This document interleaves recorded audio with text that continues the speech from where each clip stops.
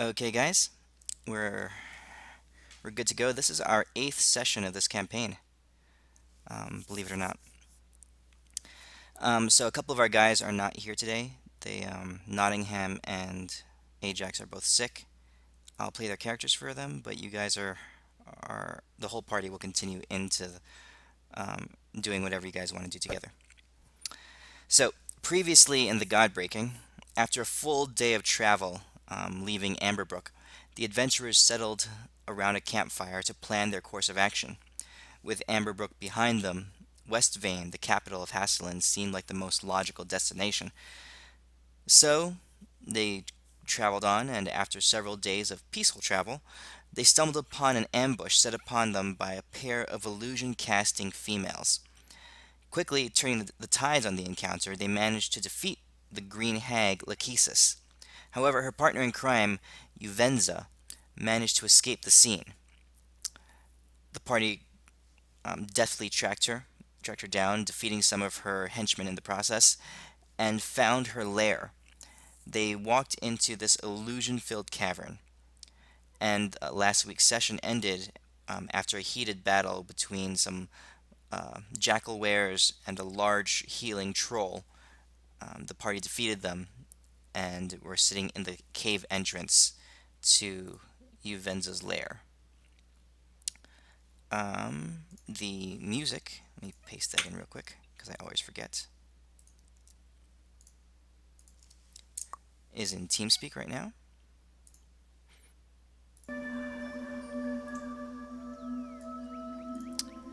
And here is... This is where we left off.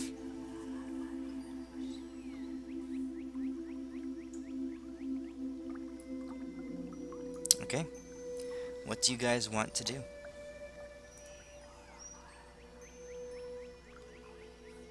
Take a long rest. User in your channel timed out. So you would like to take a long rest?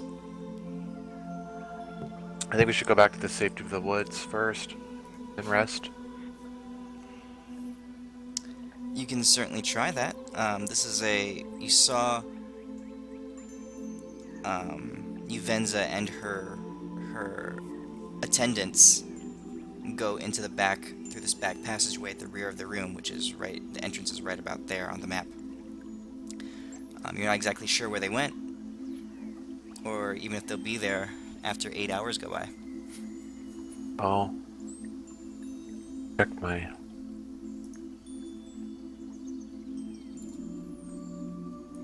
I think the mystical voice is saying that we have to go get her or we're gonna lose.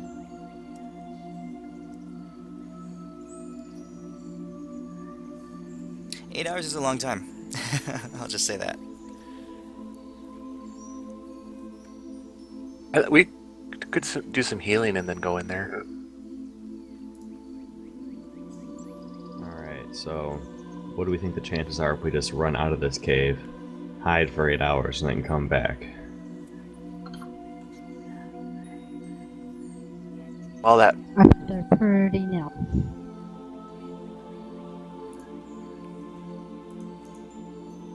I mean, know I if got that- a few What's her name spells will left. still... Name will still be there. Yeah, I would that's love to true. take a rest, but I'm just saying, the mystical voice sounds like that's not possible. Well, you guys are welcome to try whatever you want.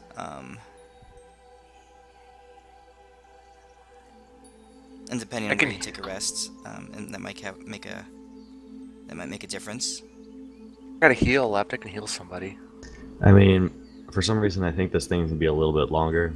I mean, I have a few spells, but I'm pretty much burnt out on everything else.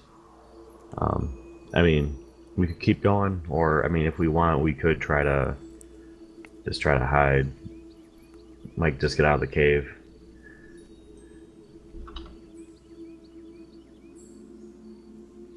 Because you went through like what, 3 battles to get to this point? Yeah, I think you fought 3 battles.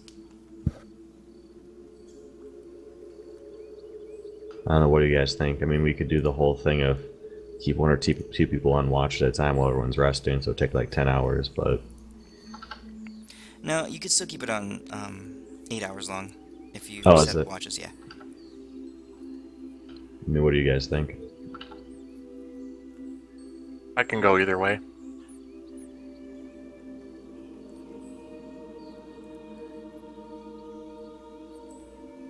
Anyone else have an opinion? Seren got disconnected from TeamSpeak, so he's just Oh, okay. kind of chilling out.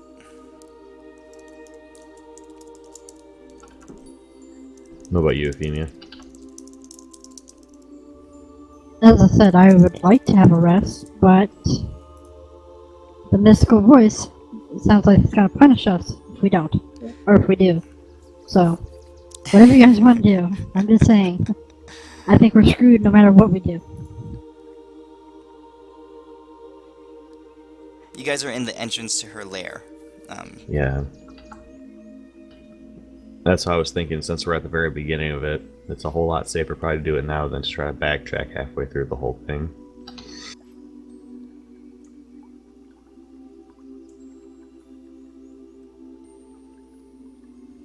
Gotta remember, there's always a chance that we could get attacked, or they could come out in force and look for us. So if we do rest, we're gonna have to set up a camp so we don't have any disadvantages if they catch us sleeping.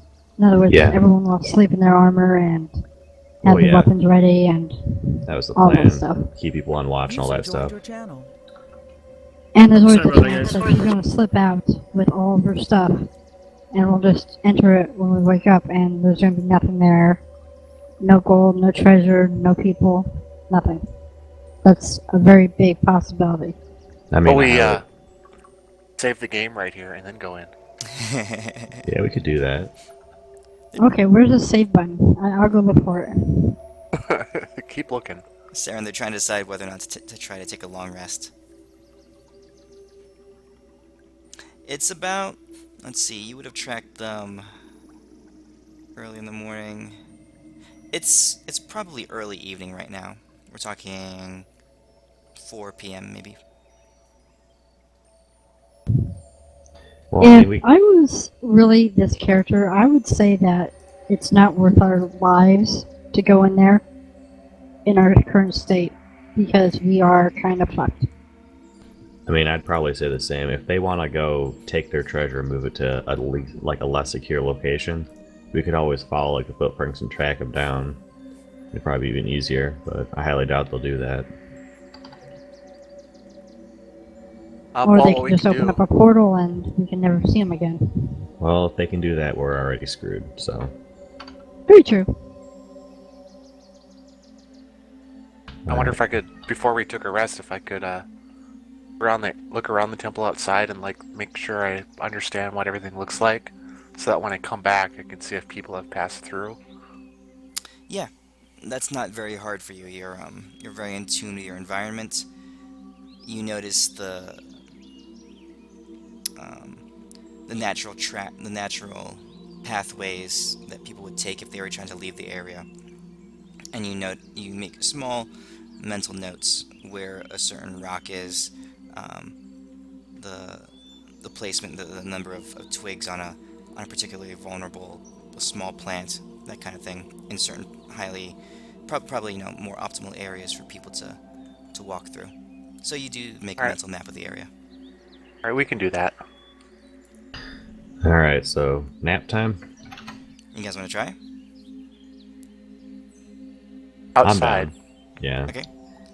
Does Seren, anyone know how to make like traps or stuff like that? Seren, no. are you good with that? Yeah, I'm definitely down for a long rest. Okay. All right. So, There's not much more. I okay, can the do. rules that we're gonna... I guess the basic rules is that we all sleep in our armor, we all keep our weapons at hand, and if anyone can make any traps or anything that could, like, warn us if people are coming into our camp, that, anything that helps. Okay. So outside the cave mouth, it's a pretty rocky kind of terrain. There's small shrub and and plant life, but nothing super large that you could give you. There's no forest right outside the cave. You'd have to go a good 100 yards away to get to the tree line. You're at the base of a large outcrop of rocky hills, probably volcanic in origin. But there is this naturally occurring cavern into this large rocky outcrop. Yeah, I say we just go in the trees and stuff. Probably a little bit safer. Not too far in though. You want to sleep in a tree? In the treed area, unless you want to go sleep out in the open. No, I thought you wanted me to climb a tree and go to bed. It's like, oh fuck no. No, that sounds like a terrible idea to do in armor. Only if Ajax fell in. That'd be funny. Alright, so we all go with sleeping in the tree area. Okay. Keeping watch. Yeah. All right. So who's so in the party tab on the order page, there's a watch order on the left side. So you need 4 watches of 2 hours each, or to make a full 8-hour rest. I can take the last 2 watches because I only need half the time to get a full rest. So Euphemia is number 3. Who wants to take the first 1 and 2? I want to. I'll do 1 and 2. I only need to transfer 4. Oh, so Seren, you want to do the first 2, and then Euphemia can take the Yep. second 2? Okay. I mean, that'll make sense. You guys are both elves. Well, let's have 2 people do watch Yeah. at the same time. Yeah. I mean, I'll do the first one Because too. we have the people, and the elves can take on, half of it each, and then, Okay, so Deimos, if you're up at the first 2 hours, so you'll sleep for the first. You'll stay awake the first 2 hours with Seren. You'll go to sleep. Ashok, you want to jump in there? Sure. Okay. And actually, Nottingham is an elf as well, so he can stay up with you, Euphemia, the second watch. Okay. Okay. That leaves Ajax to get a full night's rest, which I think he'd be okay with. Well, we all get full night's rest. Yes. All right. So you guys make your way out of the cave. You back your way out. Like I said, 100 yards away, you travel over the rocky terrain, and then the terrain shifts slightly as you get to the tree line. It becomes more of an earthy and field-like setting with various kinds of grasses and brush. As you enter the trees under the shade, you find yourself a good flat area that you think you can User in have your good channel perspective timed out. on a lot of different aspects. Oh, Seren got disconnected again.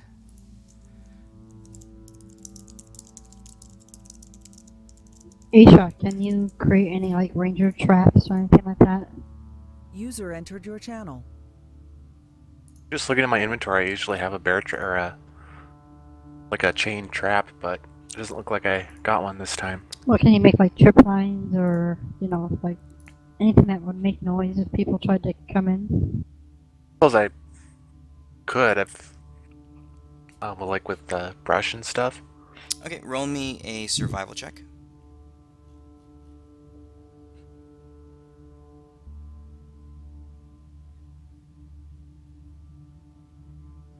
Yeah. You are able to find some fallen tree branches and limbs, and intertwining some pieces together, you are able to set up across the larger pathways that come to your camp in several strategic areas. Carefully balanced sets of tree limbs so that slight disturbances beyond just the wind blowing would tend to disrupt them and probably knock over some things, making enough sound for you to be aware of what's going on. Do we not have all the stuff we started with our background?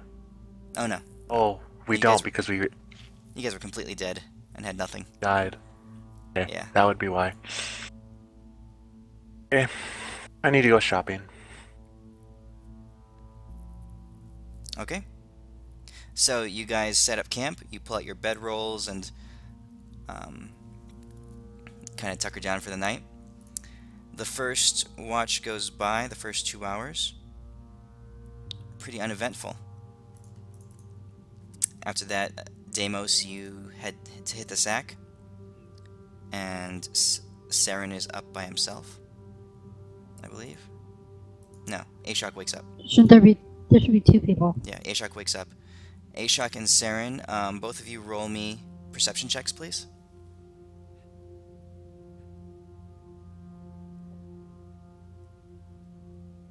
Oh, well.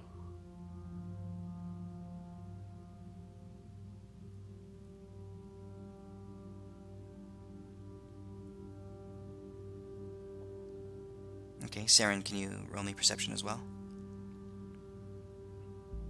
Yeah.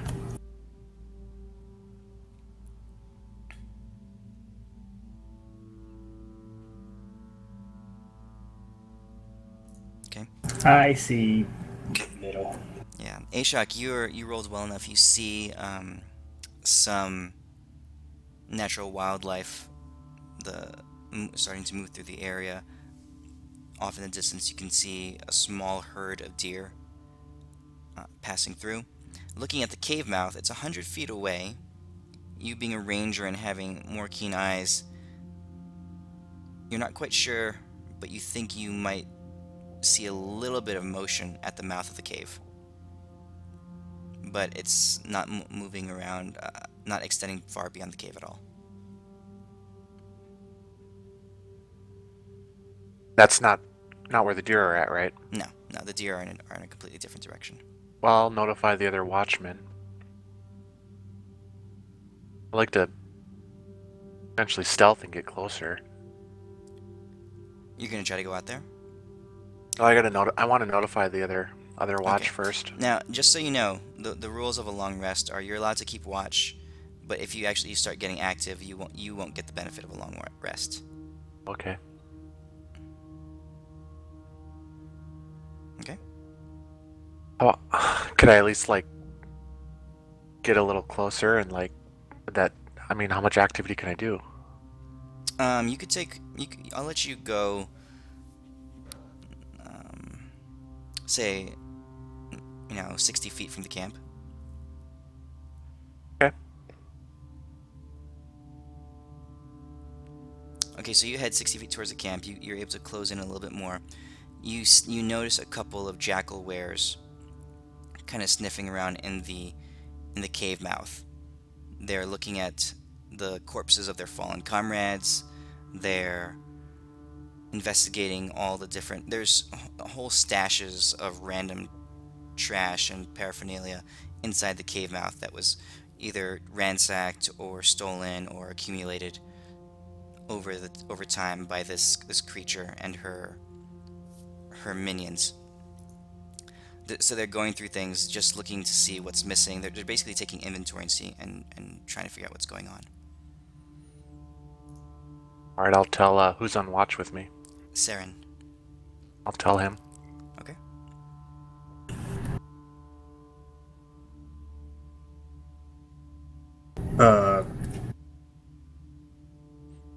Okay. Okay. I look up from my book.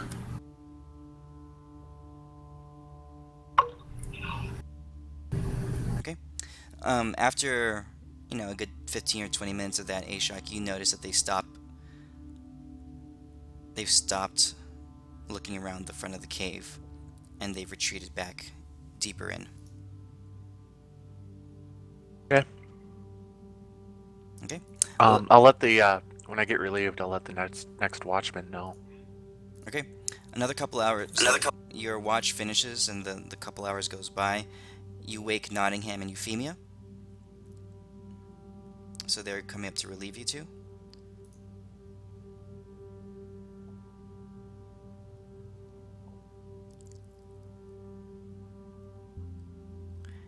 So Euphemia, you are keeping watch with Nottingham.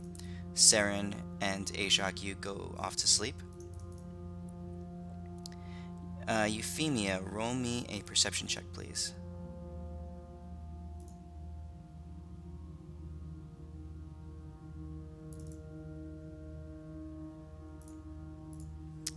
Okay.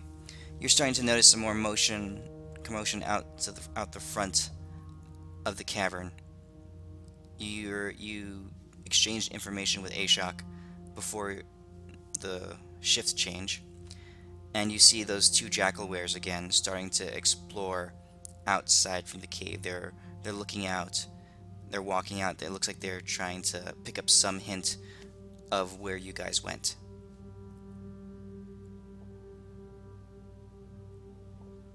Are they coming towards our direction? Not as of yet. They're still a good 80 yards away from your campground. And they have not seen you.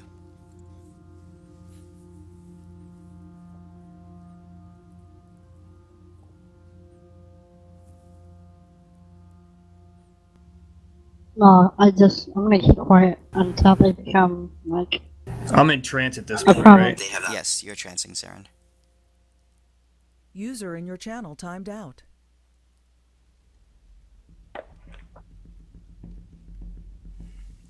Okay. So they keep looking around, and they're doing basically random search patterns. They're walking User further and entered further your out. channel.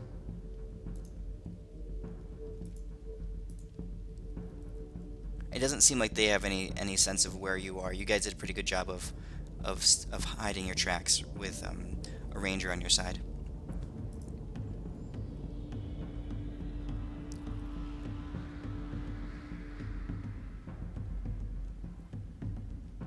User in your channel timed out.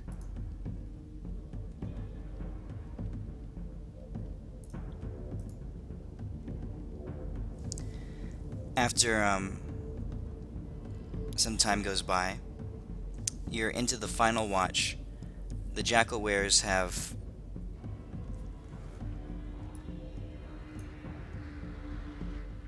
not found you. Nottingham and you, Euphemia, are in the final stretch of the long rest. You know that they're still searching around, but they got distracted by a different set of tracks, and they're heading off into the direction of actually where the herd of deer were. So they're missing your location entirely. But as the rest concludes, you notice that the jackal wares have, sometime before you guys all finished resting, had made their way kind of out of sight from where you guys are. So you're not sure where they went. And you guys have completed a long rest. It is That was better than now expected. it is now pretty early in the morning. We're talking, let's see, so it would have taken you some time to go out and set the campground up.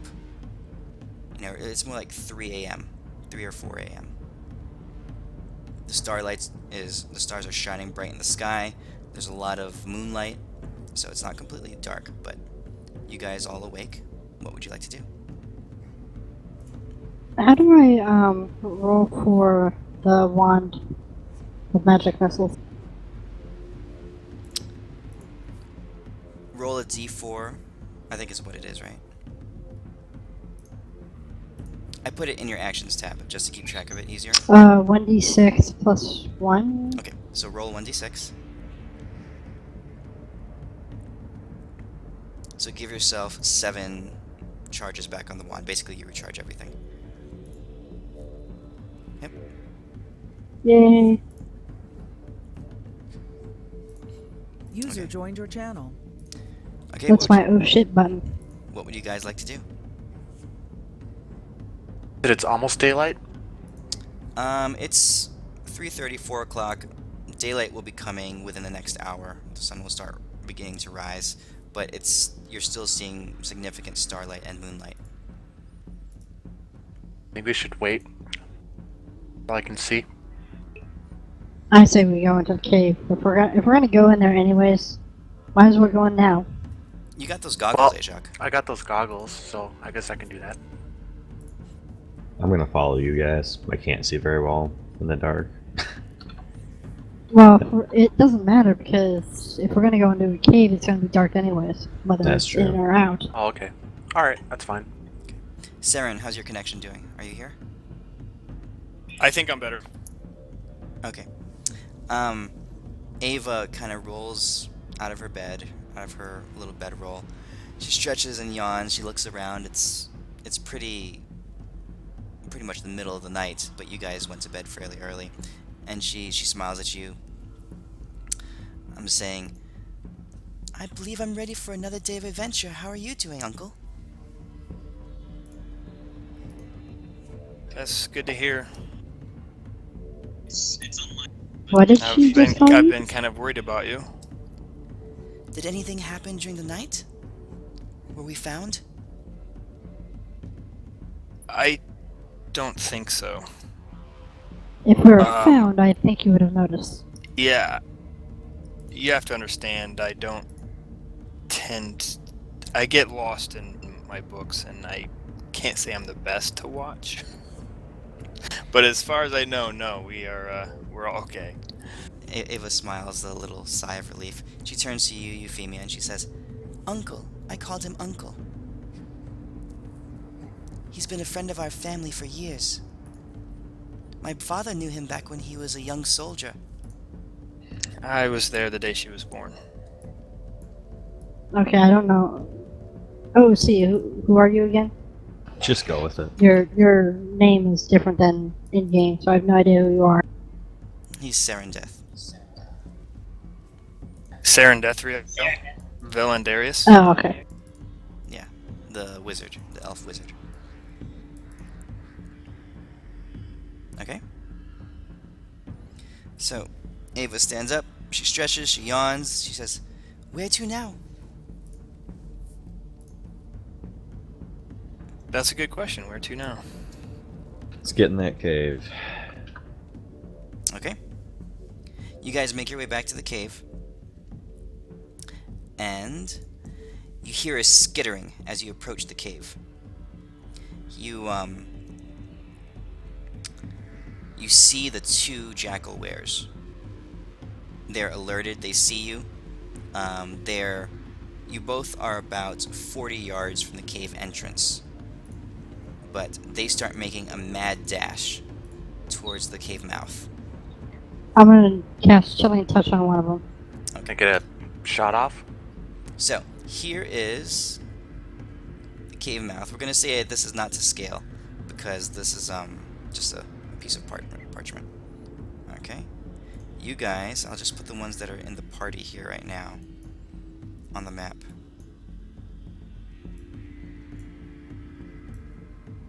Okay? You guys are coming from this direction, down here. And this is, this distance here, that's 40 yards, so whatever the scale would be. The jackal wares, once I get them loaded up,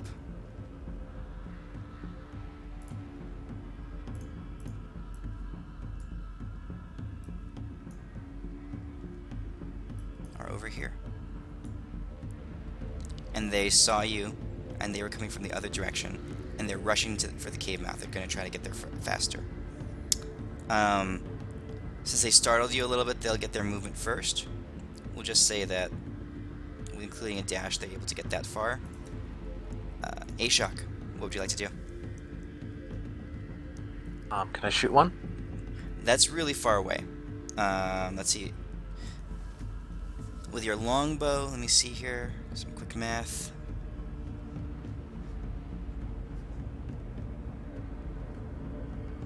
.600 feet is the maximum distance on a longbow. Divided by 3, 200. Wait, how far away are they? From you guys, they're about 50 yards. So that's 150 feet. So you could fire at them, Ashok, but you're at disadvantage. Might as well try it, right? Okay. Would I be able to guide him while I'm running? Guidance does not work on attack rolls. Oh, okay. Yeah. So go ahead and aim and fire with disadvantage. Advantage.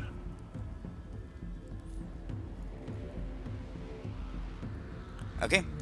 You're moving. You're both moving, but somehow you time the movement just right, and you arc the arrow up in the air. It comes down and it strikes true. Roll damage.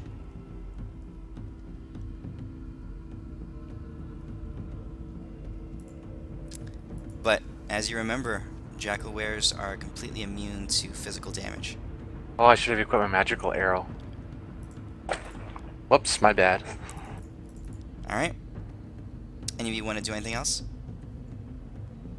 Let's run towards the cave, I say as I start running off. Yep. Okay. Sprint. So what I'm gonna do is I'm gonna make this some contested dexterity rolls. All of you roll me a dex check.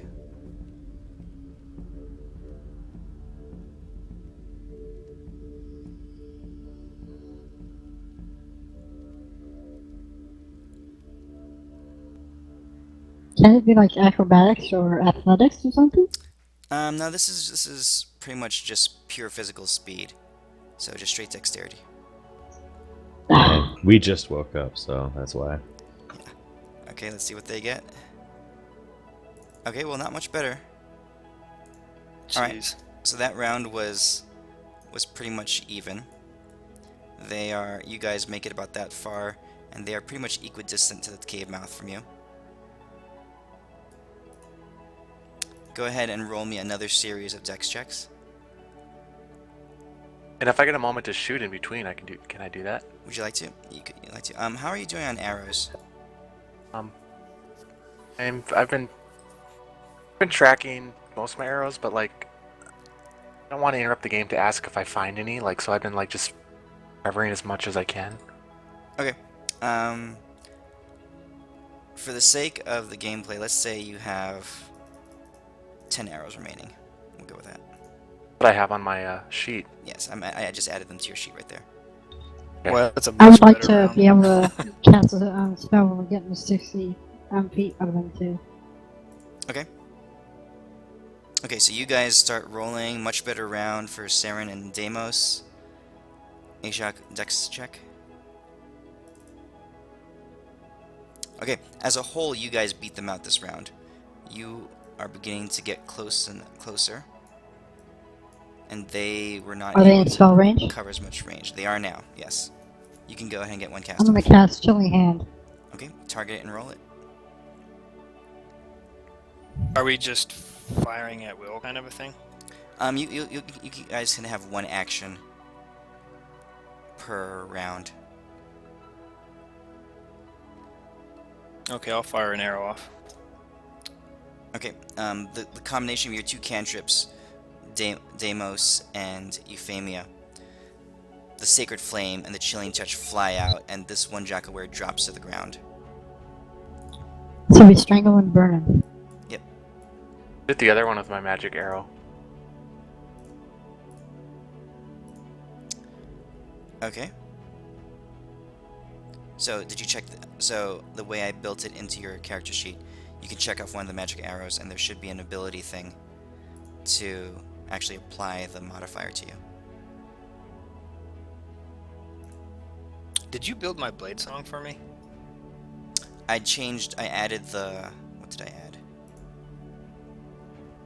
I added the remove. You see the remove button? Awesome. Yeah, so you can Yep. put it on and take it off. Cool. Okay, so that will do full damage, Ashok. That'll do full damage.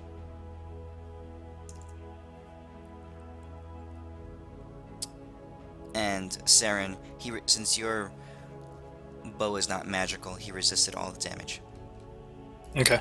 One more round of dexterity checks. You guys are both in range of the mouth. He would have to beat you, all of you, to make it to the mouth ahead of you, since you all guys rolled really well. Beat me.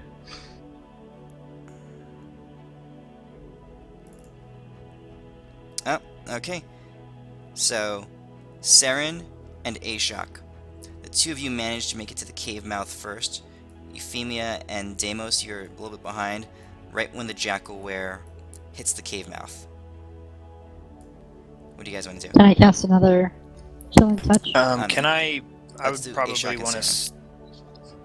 Can I be in front of Ashok? I Sure. kind of want to take the blow. We'll do There. that. Right now I can shoot. Yes. Our GM likes to put the weaker ones in front for some reason. And I would just dodge if I can use that as my action Okay. instead of firing. So you're gonna swing at him or something? No, I'm just gonna go into a dodge. Okay, you're dodging. So I'm gonna get in front of him, and then I'm gonna. Stop him from getting in the cave. That's your job right now. He's gonna rushing. I'm blocking him. Okay, rushing up to you. He tries to take a swing at you. He misses because you are dodging. Ashok. Alright, I'll shoot him. Okay.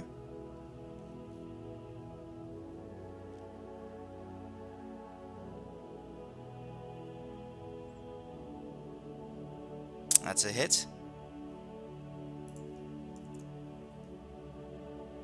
Okay, Oh, so I that's didn't that. apply it. No, that'll work. 7 plus 15. He is on his last leg. He's barely up, barely alive. But he tries to push past you, Seren, and make it into the cave. Deimos and Euphemia, you want to try to do anything as he swings by? Can I run up to him and swing my sword at him?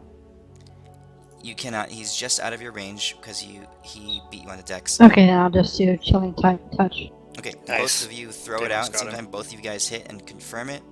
He drops to the ground in a quivering pile of small. These are small creatures, and as his humanoid form, as he dies, his humanoid form hits the ground, and it reverts to his natural state, which looks like a plain small jackal, a small dog-like creature. Okay. You guys cleared that. What do you want to do now? Can I retrieve my arrows? You can. Those magic arrows are only usable once magically, so you get them back, but they are just normal arrows now. Alright, I'll take them through there. Did the jackals have anything else on them? Just what the other ones did. A couple of really beat up, crude scimitars, and tatters for clothing. Is there anything different about the cave entrance? You look around and you don't see any difference. Okay, I guess we should just head in then. Okay. Walking into the cave entrance, let me clear off my parchment for later use.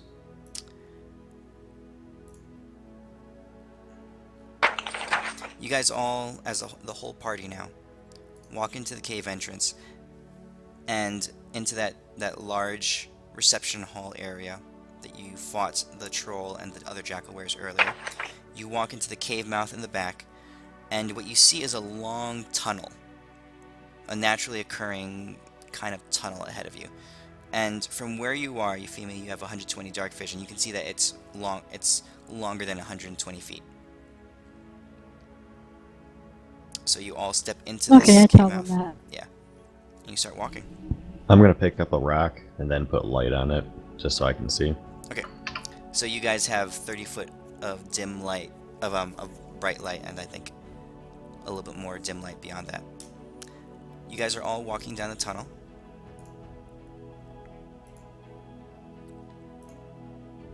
And as you're walking, several minutes go by. We're talking, a good 8 to 10 minutes go by. Ava comes over to you, Seren, and she glances your way. She says, "Uncle Seren, I have a question. Thank you for watching out for me, as you always do. But I've been worrying about my mother. Do you think she's still alive?"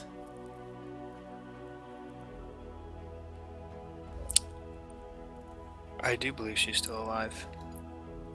"Oh, I hope so." Why do you doubt it? "Well, like you, I smelled the fire. And those orcs were so scary. I fear what they would Your have mother's done." a strong woman. "She is, isn't she? I Rest so hope assured, she if any is. woman could get through that, it's her. I so hope she is." And her thoughts go. I take her hand. Yeah.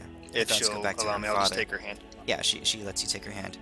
Tears come to her face as she recalls her father, but she doesn't say any more. Her lip is just quivering, and she walks quietly along with you. Okay.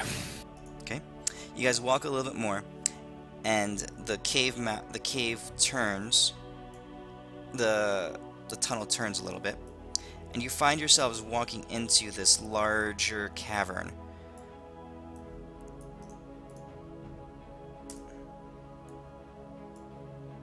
Now, I'm not putting you in any special order here, but you walk into this larger cavern. In front of you is a huge, gaping chasm in the ground ahead of you. Below, a full 30 feet down, you see a small river of flowing lava.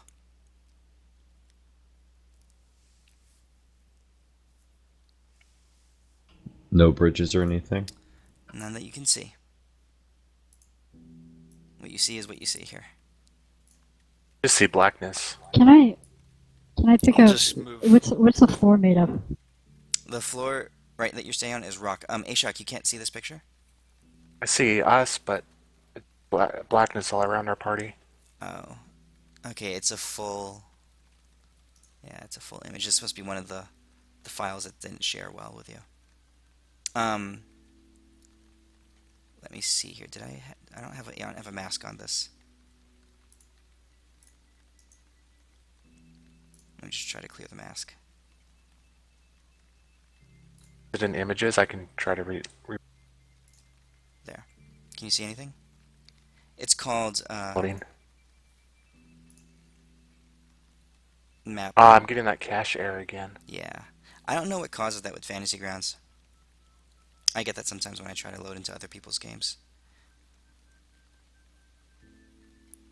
I've only been able to fix it by relogging in or something. Maybe Try maybe that. redirecting your Fantasy Grounds data folder to something that you know you have access to. But I don't know. I'm Yeah. gonna just move up to the ledge Yep. here and kind of take a look over, maybe Can, down both can I find sides. any dirt or anything? Just investigate the area. Okay. So Euphemia, yes, there's dirt on the ground. This is just a cave floor. It's Can not I just it's pick up not some like dirt and yeah. throw it? Okay. So you're gonna go ahead and you're gonna find some, and it's not really dirt. It's more like small crushed stone. This is a cave, and there's a lot of rock. It's not like soil outside. So you find some rock. Seren, what do you do? I just kind of stroll up and am assessing what's in front of us. I look both ways and kind of down over the ledge. Okay. You look over and you see a large flowing molten river, How far down is it? about 30 feet. There's probably a So bridge there. It's just invisible. That'd be nice. How far across is it? These are 5-foot squares. Okay, so there's no possible way of jumping it, I'm guessing. If you run, the rules for long jumping are you can take 10 feet of movement. If you run and then you jump, you can jump a distance equal to your strength. That won't get me very far. So can I just like throw the pebbles down and try to see if I can hit like an invisible bridge? Okay. Where are you doing that? Oh, how many pebbles do I have? Well, you can find lots of pebbles, so. Well, let's start like right in the middle and I work my way outwards. Okay. After some searching and some looking, you get up to here, right? And your pebbles don't fall all the way down.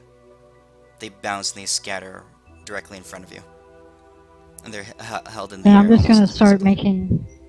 I'm just gonna take as many pebbles as I can and just cover the whole place that I can, every bit of it that I can, so that don't. Okay, you do it Indiana Jones style, and you're able to reveal this wooden plank that's crossing the bridge, the the chasm here. I just I look look at everyone. the I side found it. glance and say, "You've done this before, haven't you?"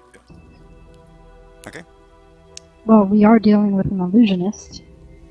I assume that she likes to cast illusions. Absolutely. All right, guys, let's go across this bridge that I found. Go for it. Move yourselves across. Ajax and Nottingham will follow. And I'm assuming I'm moving across with Ava. Okay. Very good. Yeah, do you guys want to continue on? Keep moving your characters if you want to keep going. We don't see really anything else in this air room, do we? No? What you see is on the map. All right, guys, we want to keep going forward. Yeah, I don't see nothing. Okay. Seren, I need you to roll me a dexterity save.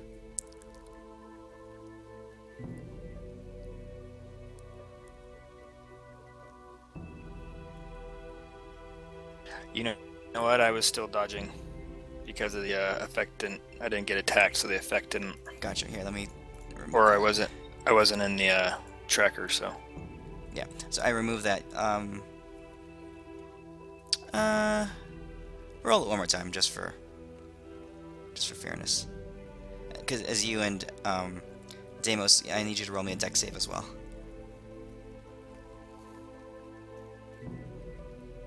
Okay. You guys both step off, and what you would have thought was solid ground gives way completely beneath you, as if you're stepping into midair. You're both strong enough and quick enough to spin around and catch some rocks as you along the wall, the face of the wall behind you, but you fall a good 15 feet before you're both able to stop yourself from plummeting all the way down. Deimos, you're about here, clinging onto the wall there. Seren, you're right about there. You're about 15 feet down. Looking around you, you see another chasm, and you're looking up above you, and you see the faces of your friends as they gasp and run to the edge, and they're looking, but they can't. The way that you see them. It's like they're looking through one-way glass. They're glancing around. They're not making eye contact. They can't see where you are. How far down the ledge are we? 15 Someone feet. toss a rope down there.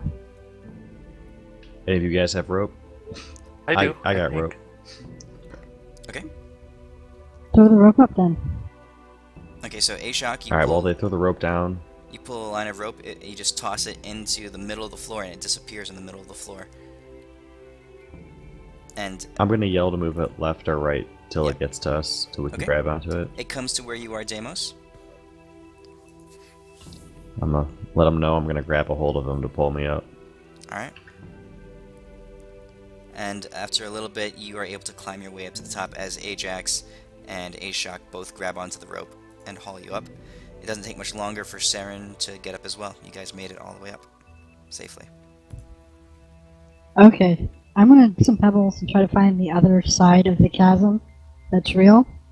And let's use that bridge that we crossed and cross this side. So someone Okay. get the big board over there. Okay, tossing more pebbles out there, you notice that the real land is pretty much here. And after some time picking up both of you guys prying at it, it was kind of wedged into the earth, but you guys pull out some of your weapons and start hacking at the rock and prying it free. You're able to pry this board out, slap it across the cave mouth, the ravine mouth, and you make it across. Very good.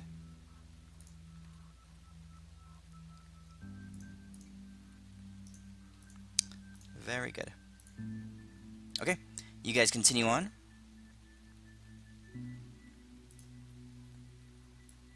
Yep.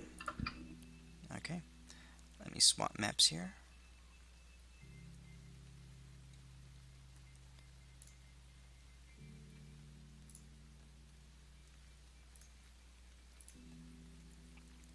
a little bit more time goes by, just a few minutes, as you find yourself in another kind of narrow tunnel. But before not too long, you walk out into another larger cavern and find yourselves looking at this. You walk into this larger cavern and you see almost a fork in the road. To your left is a smaller path that leads around a corner. Down the center, or straight ahead in front of you, you see another tunnel, but in the middle of the floor there is a large, deep hole. And off to your right is what seems to be a larger room, but you can't quite see further in, or another cavern or another passageway. Do we see any footprints going anywhere?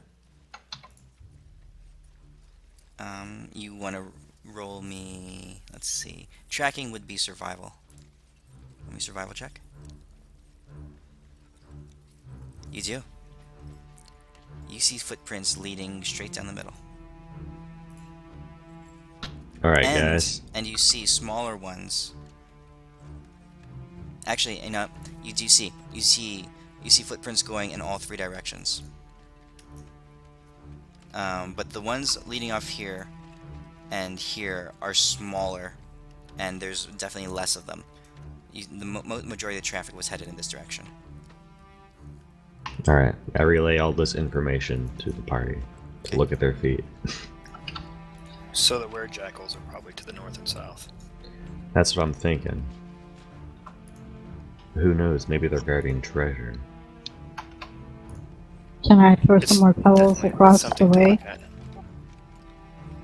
Actually, I think we should, to go back to these two, if we do kill that head queen, so maybe these were-jackals revert back to whatever form they are, we can get that treasure easier. I'd agree with that. Okay, so Euphemia, you want to throw some pebbles across here?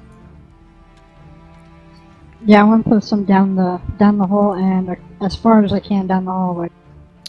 Okay, they scatter. I'm trying to trigger any traps. Yeah, the pebbles fly down the hallway, and they scatter straight across this ravine, as if the hole were non-existent. I tell everyone it looks like it's probably another illusion. Alright, I give them But a rope. be careful, I don't trust that one. I'm gonna give them the rope that I'm carrying and tie it around my waist. Okay. Okay. Alright, I'm guys, definitely should not I, the strong one. Get Ajax Holding over on. here. He just hold the rope. Yeah, I'm giving them to all of you Since he's the guys. strongest. Okay. The people behind. So, Deimos, you're grabbing a rope, and you're pulling it over. Although, like I said, the pebbles are scattered across in front of you as if they were on solid ground, but you see a deep ravine down the floor. I take one of my feet and I tap in front of me over the ravine. Like where the air looks like it is. Your feet touch solid ground even though you can't see it. Alright, I stomp real hard on it. Yep. Hey, do you have a walking stick? It's solid ground. 10-foot pole. Yeah, Alright. snap it Guys. as you go. So Seren and Euphemia, you notice as Deimos is standing about 10 feet in front of you, looking down at the ground, tapping his feet on this earth, trying to judge the solidity of it. You see actually pretty quick, a large bulbous arachnid descend from the ceiling straight down towards his head. Everybody roll initiative. I'm gonna pull the rope really quickly. And Deimos, he's coming down Oh. at you. Straight above you. Bring it.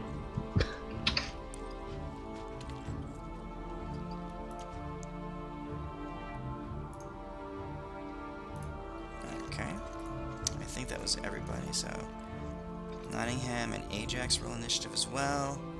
I'll grab Ava. All right. This spider. Let's see here. A spider. Okay, this spider here comes down, and with you unsuspecting, drops like behind you, Deimos, and tries to bite you in the back of the neck. Even though I pulled on the rope? Yes. It was very quick in how it did it. It lands, its pincers land in the back of your neck. You make a Constitution save, and it injects poison into the back of your neck. You can feel Oh, damn. the venom seeping into your straight into your body, and since it's so close to your brain and your spinal cord, it takes effect right away. You are, let's see here. Okay, so those don't happen until later. All right, you take extra poison damage. Top of the initiative, Seren. It's your turn. All right. So he drops prone. No, he just has this huge, giant spider Okay. digging its It didn't- fangs into the back of his neck. It's clinging onto him right now, but he's not prone. I'm going to stick it with my rapier. Okay.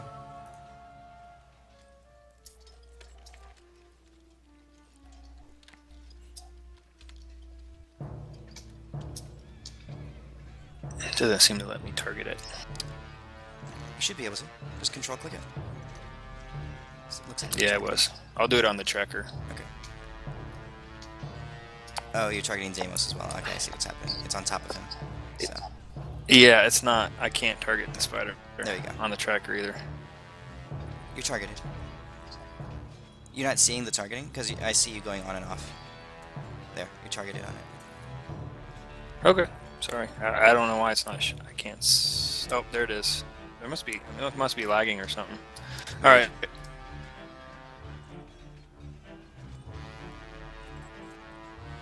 Okay, that's a hit. What do you do? And then I will go into my blade song stance. Okay, so you pull out your rapier and you jam it straight into the back of this giant spider that's being held right there, and it's not hard to hit at all. Okay. Okay. And then I prepare for its attack. All right. Ashok, I believe it's your turn. Colossus Slayer. Yes.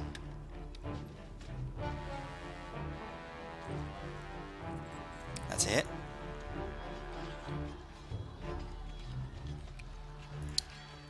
Describe what you just did. Nice. Yeah. So it's facing away from me, so I shot my arrow, and it wedged itself inside that abdomen and just sprayed pus and goo just all over the walls.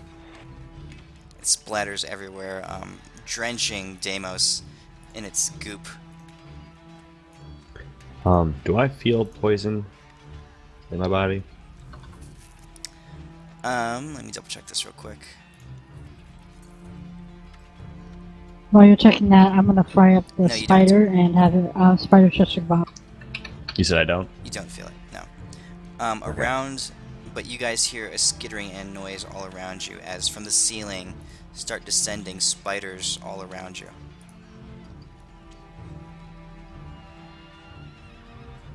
These are all just dropping down Well, gee, from God. the rafters.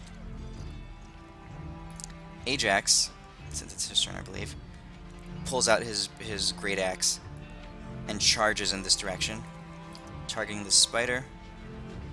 He swings at it with his full strength and just totally crunches into it with his great axe. The spider skitters over towards you in your direction, Ashok, and leaps at you, but it's really small and you're able to duck out of the way. This one comes after Ajax. they're small and they're not very powerful. They're just running and they're missing. This one attacks Nottingham. It crits him. It does all of 1 damage. And he fails his save. Ava is screaming. She hates spiders.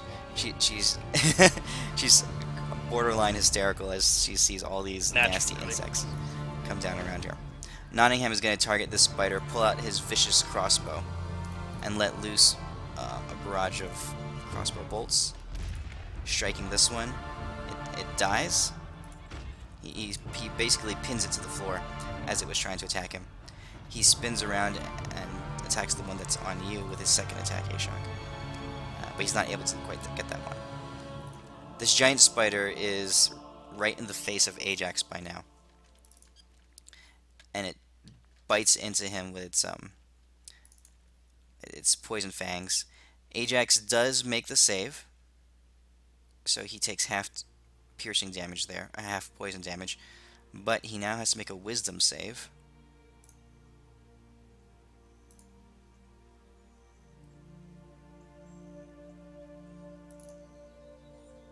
Which he fails. You see as the spider sinks its teeth into Ajax, his eyes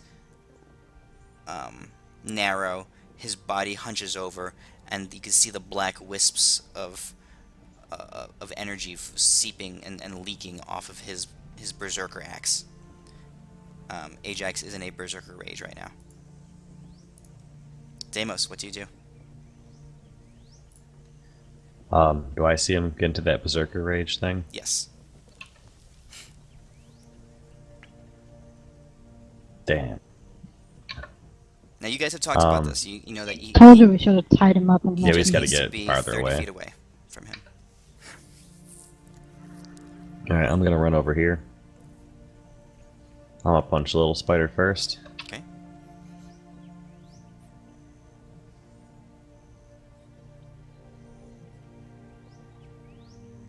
Oops, sorry.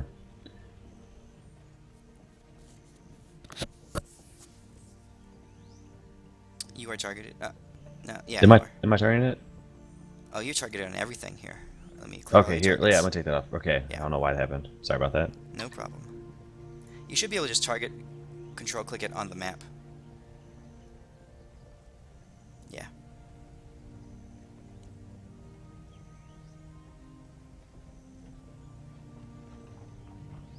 Now that splatters it.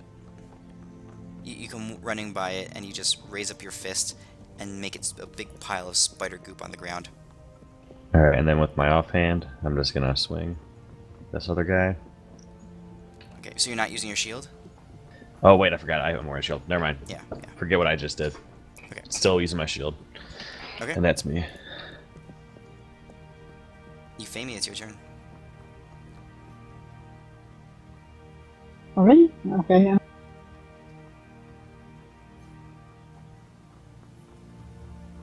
Yeah, I'm not going anywhere near Ajax, so I'm going to run over here and use Deimos as a nice shield and attack the spider with my sword. Okay.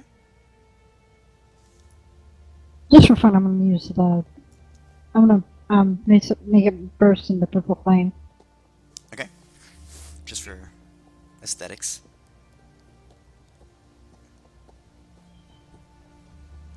Oh shit! That's fine. Go I ahead. hit the wrong button. Yeah, it's okay. I'll take it off him. Go ahead and roll damage. Or roll the attack. That's a hit. Alright. You rush up beside Deimos and drive your longsword down and crack the spider across its right side. You can see a couple of its legs are bent and split open where their hard chitinous shell is, and some weird colored ooze is starting to seep out of them. The spider That's all. is going to attack you, Deimos, since you were right in its face.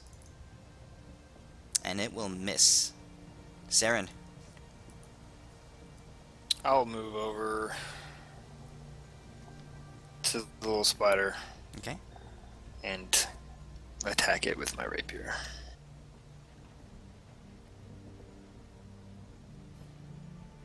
That's a hit. And you skewer it. You basically shish kebab it right to the floor. And then I'll go ahead and finish my movement by stepping up to the big one. Okay. From where you are, your vision of this cavern opens up a little bit. It's a larger room. You see little bits of cobwebs and spiders around the room from the cursory glance that you take of it right now. Okay. Okay. Ashok. Alright. Shoot at this big one by Ajax. Okay. Get my bonus on it.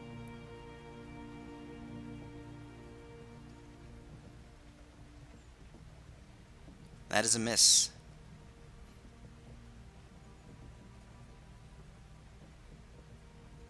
Okay. Ajax is here in his full rage, is swinging for all his might at this spider. He cannot connect with it.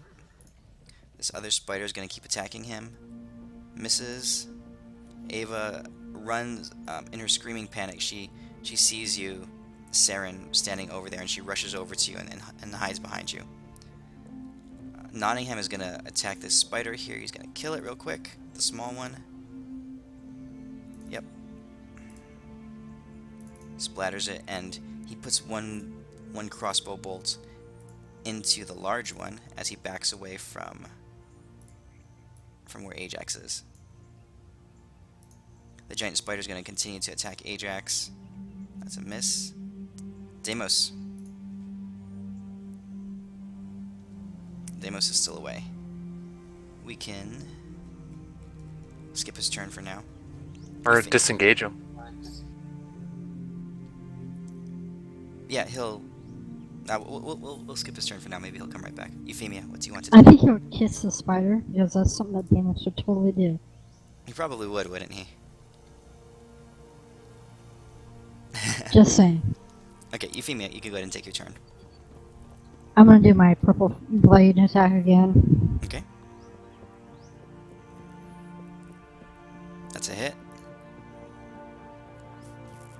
Okay, you smack it again and pull off those two legs that you had wounded earlier. They full on get cut off.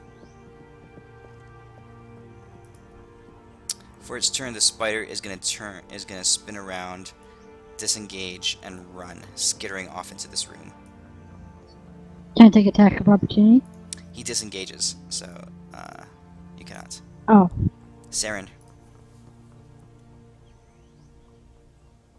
I will go after.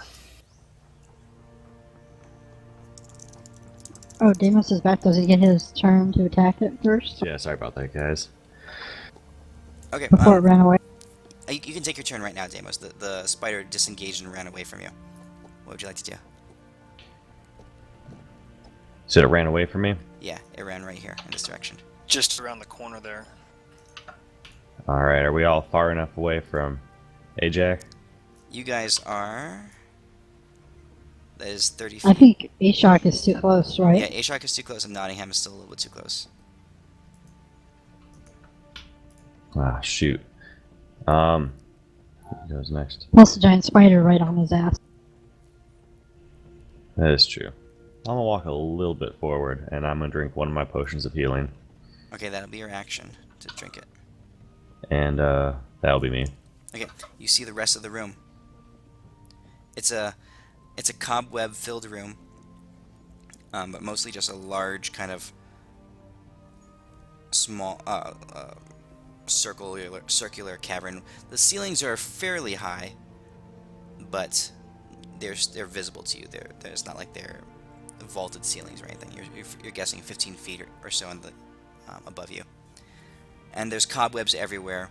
Around the room, you can see webbed up lumps. So it's not like it's a flat floor. There's webbing on the ground. Okay, Seren, your turn. Lumps of webbing and stuff everywhere. I'll move to there, Yes, you can, because you move like crazy. 40 feet, and attack it. Okay.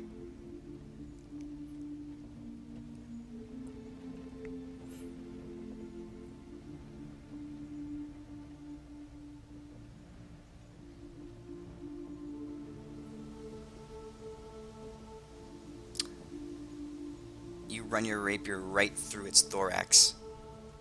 It starts squirming around, obviously uncomfortable, but it can't get away as you're pinning it down to the ground. Ashok, That's me. you're within range of Ajax right now.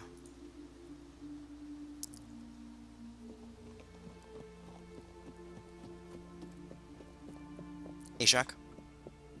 Okay. Yeah. Move Oh, away shoot. from the crazy. Away from the crazy what? Just move 31 Move feet away away from the from crazy him. guy. Ajax is in a berserker rage right now. Oh, okay. Then, yeah. Safe. Okay. Hey.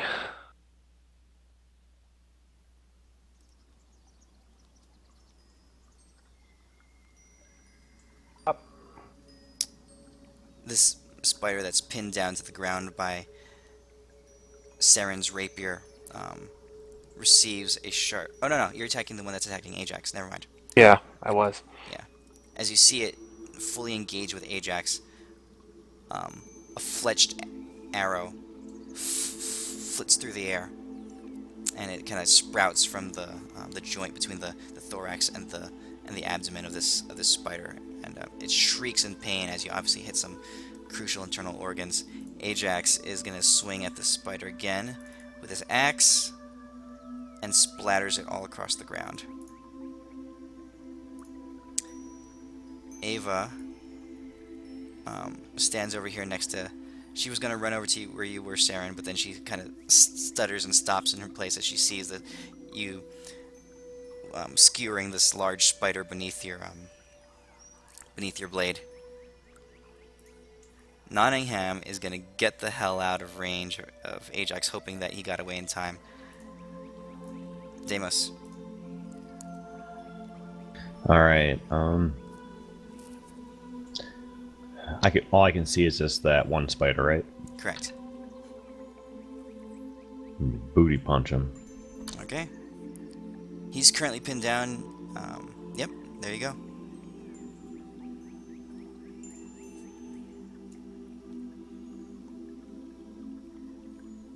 And you go ahead and describe what happens. It's pinned down by Seren's sword. So what do you do? Alright, well, as he was pinned down, I saw a prime opportunity to walk up and booty punch him. And I just booty punched him with my gauntlets that still have, I think it's 4 hours left on them, Yeah. of super awesome power. He bursts like about a it. water balloon. Like a water balloon, just splattering Nice. spider gore all over Seren's and your feet. Just like this huge spidery mess. Can I snap my fingers and prestidigitation it away? You get 1 cubic foot at a time, so you can do your boots right now. Are spiders poisonous to eat? These guys, no, they're not specifically poisonous. Alright, I'll let Captain Fluffy Paws down to feast. The cat jumps out of your the pouch that the little like mommy sack that you carried around in. It avoids the obvious places where spiders have their glands, their poison glands, but does find a good chunk of spider flesh around the side. It starts chomping down. She's obviously happy. Okay. Gotta feed the baby. Very good, very good. What do you guys want to do? Oh, let me resolve Ajax first. Ajax is because Nottingham ran away just in the nick of time. Nottingham, I'm gonna give him stealth. Nottingham beats him. Okay, so Ajax did not perceive Nottingham getting away. You hear his heavy breathing and his angered demeanor drop away as he stands and he looks around and he smiles and he looks at you guys. Hey guys, what's going on? What did I miss? And he starts walking towards you. Not much, bro. Okay. Hey Ajax, that lava pit that we saw back there, it's actually gold. You should go down there and get some. He tells you, he says, I didn't lose it that long ago, Euphemia. Jeez. So he's gonna just keep walking into the room. You lost it. No. Alright. I'm gonna search some of these. Looks like tied up bodies. Takes you a little bit, but upon clearing the room, you find several desiccated small corpses in the corner. There's 2 or 3 of them. They're wrapped up in webbing, but they've been there for a long time. But not so long that they've rotted away to just skeletons. So you can see tatters of old clothing and still some pieces of like just really dried up old skin. They're really small, probably 2.5 feet tall, smaller than a halfling would be. Searching them, you find. I'm gonna put this all into the inventory tab for you guys to see.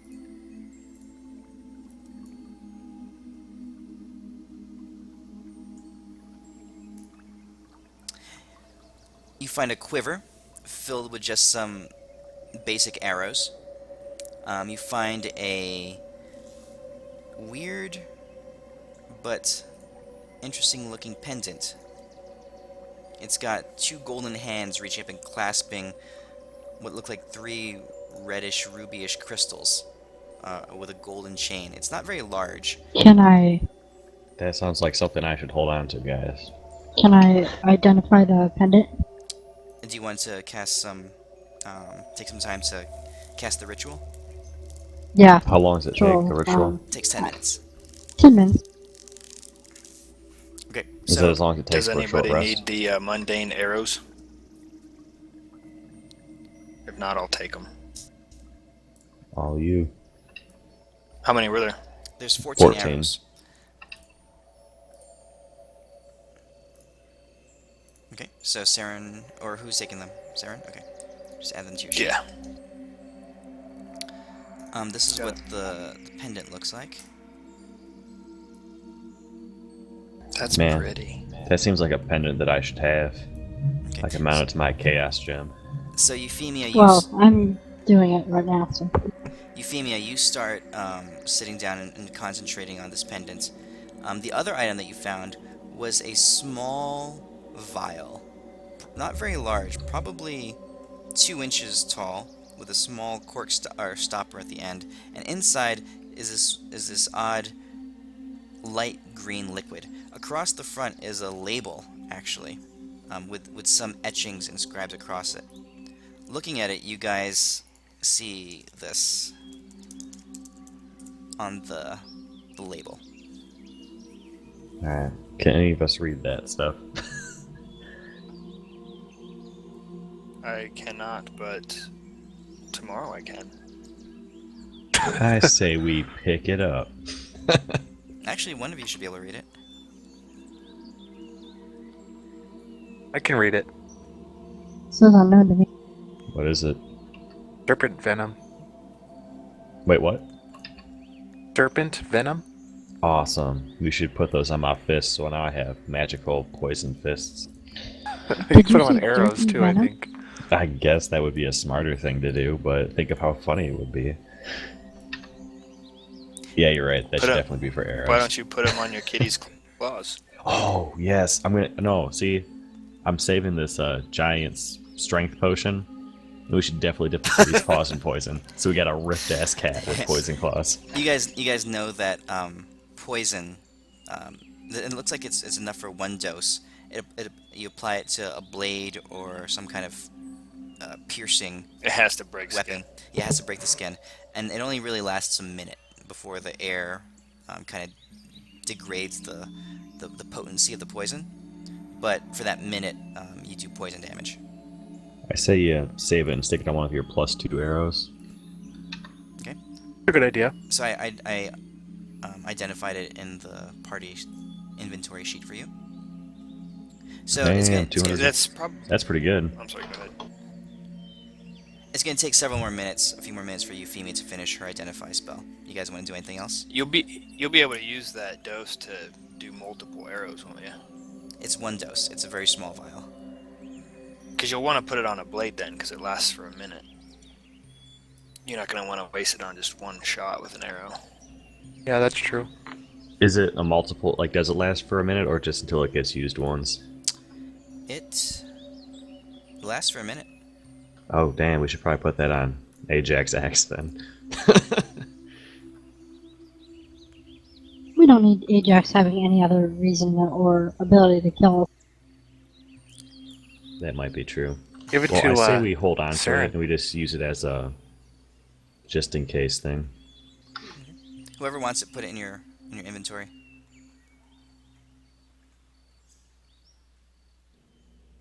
Hey, Jack, you might as well take it.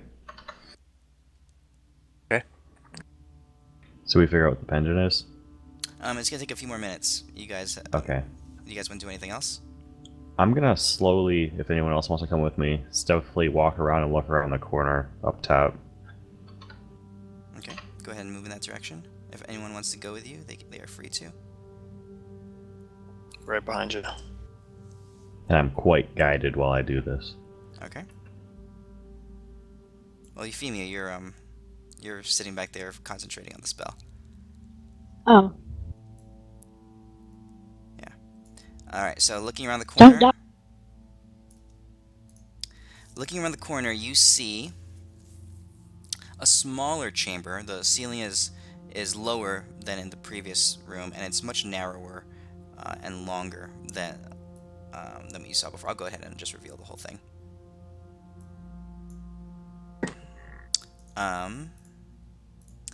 Across the floor, it looks like just a normal chamber, but across the floor you see a handful of gold pieces, and gold and silver pieces scattered in the whole general area. So you're looking at Cough trap. Cough trap. Yeah, Like trap. sounds cough. like a trap, it really does. I look at the ceiling, do I see any spiders or webs or anything? no spiders, but if you're looking at the ceiling, go ahead and roll me investigate. Can I do the same? Sure. An investigation check. Cough, cough.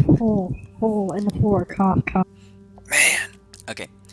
You see a bunch of stalactites, reaching down from the ceiling, like you would expect to see on a cave.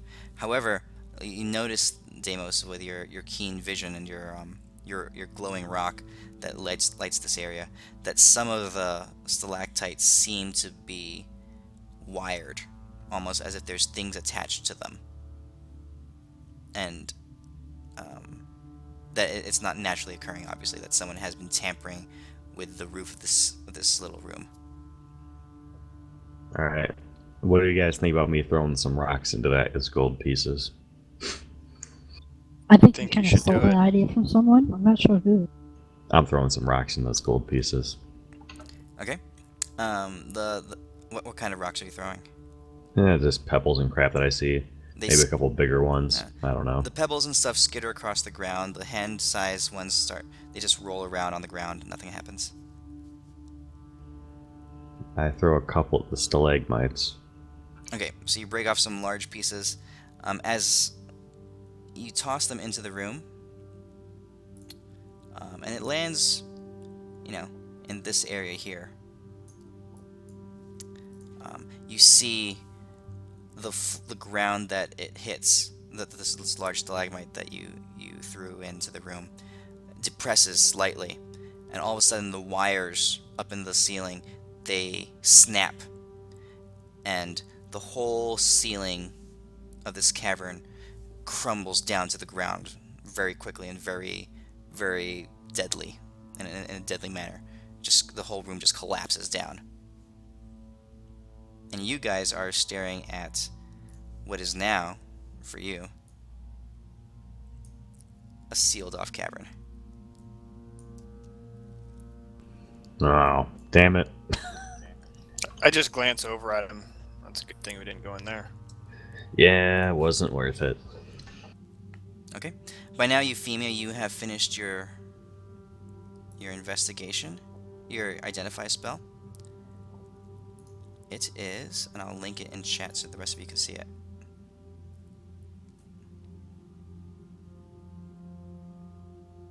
Ooh, that's handy.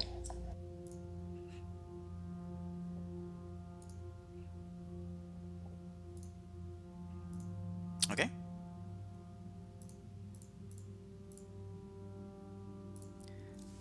What do you guys want to do? I mean, do you guys want me to wear that, or I'm Um, keeping it. Thank you. I whoever think wants to be making our sh- dead stabilizer? I think making sure the cleric can stabilize themselves is pretty handy. That cleric's gonna kill himself anyways, but I'm the one that's healing everyone's asses, so. What? I'm like way better at healing. Who died like twice? The real and question is, who's had more to After get I likely? healed? tanked everything. Who's more likely to die? I mean, you can take it if you want. I really don't care. Yeah, but who's gonna save everyone's life if I die? It's not gonna be the. I mean, go take it if you want it. I'm okay with that. I really don't care. Well, it doesn't really matter. It takes atonement, so it's gonna be we're not gonna have the time to actually use it today, and Yeah, you have to attune All to right. it for it to Well, work. why don't you just hold on to it then? yeah, it took like 2 hours of rest even. You can do it over a short rest. Yeah, 2 hours. 1 hour. 1 hour. I thought short rest was. No, long rest is 8 hours. Short rest is 1 hour.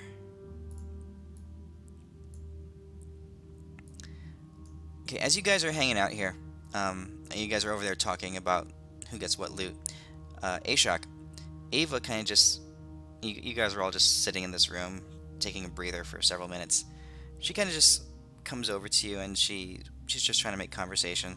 She says, hi. Hello.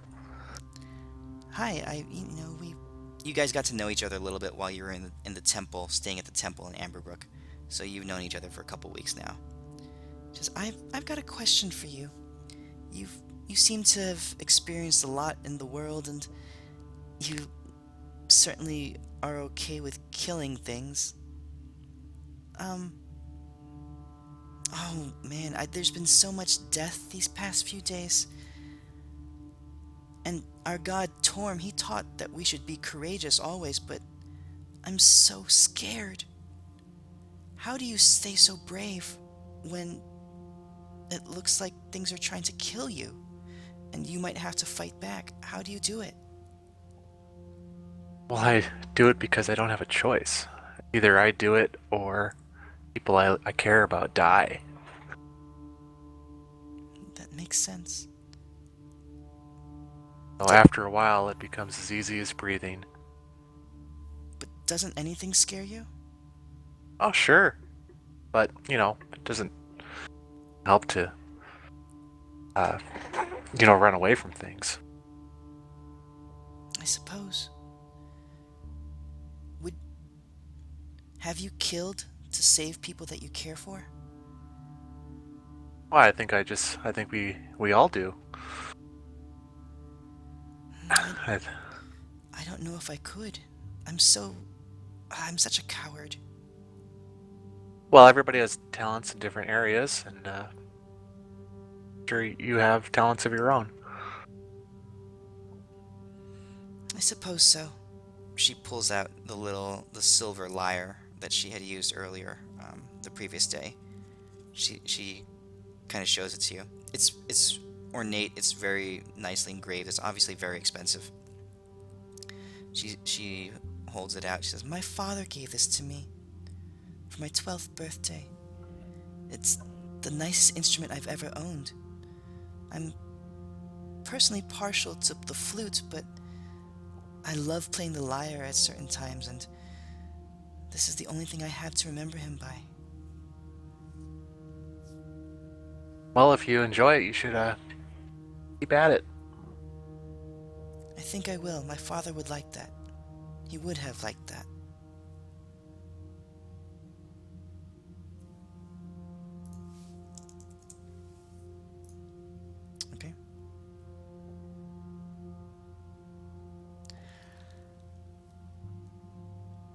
So, having taken a spell and faced this encounter, what do you guys want to do?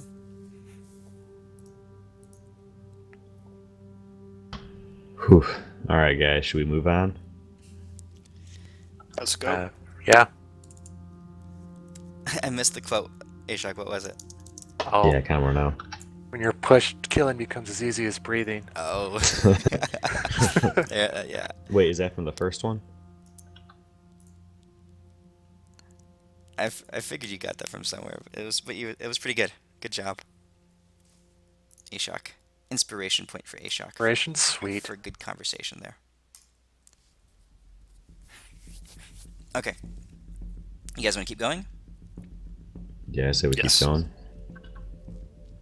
All right. You guys know that this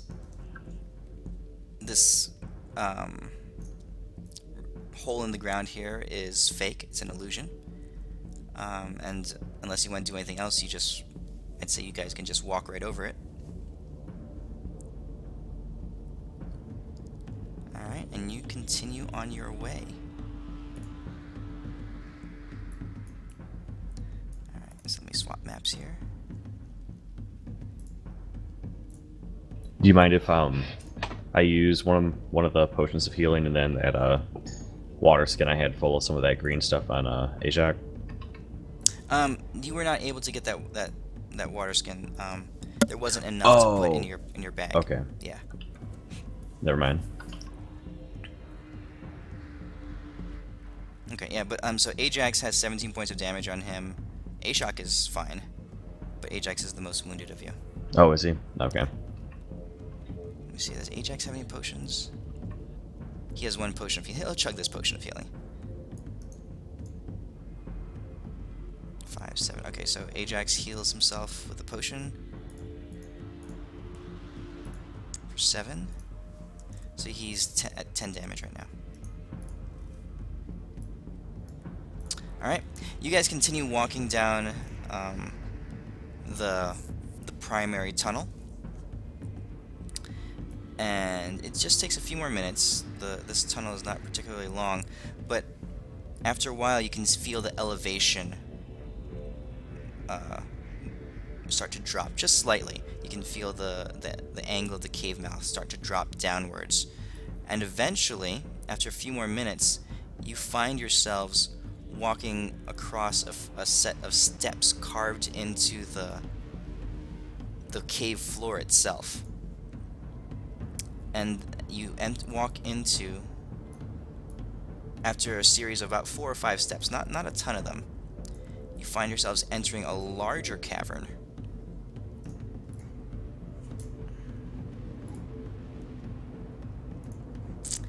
And ahead of you looks to be a let me reveal this.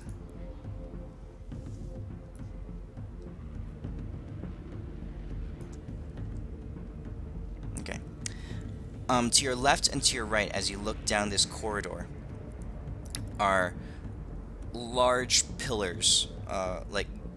It's basically it spans the whole floor to the ceiling. The ceiling's pretty high here. It's a good 20 or 25 feet high. But these pillars reach up to the sky, and they connect with the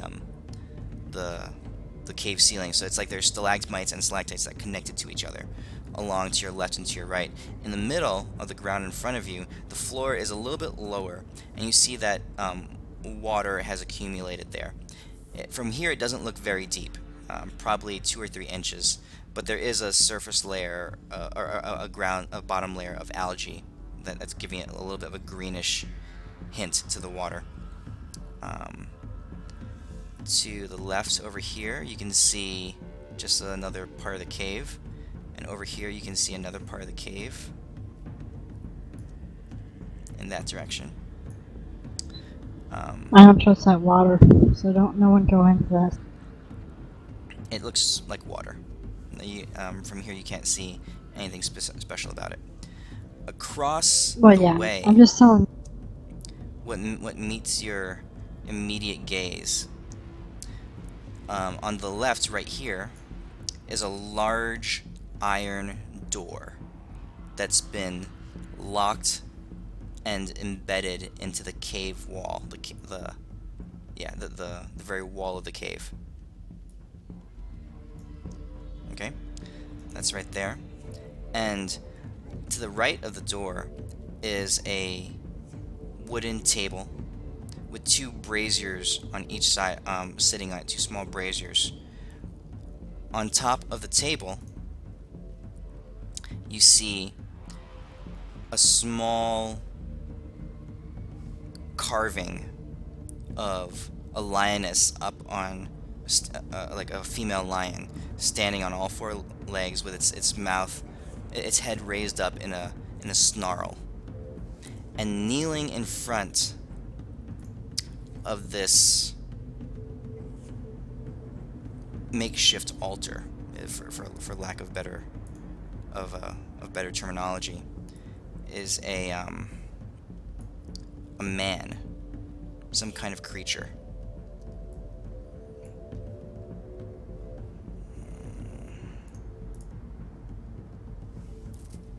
Kneeling in front of this altar, bowing, and you can hear him whispering and muttering.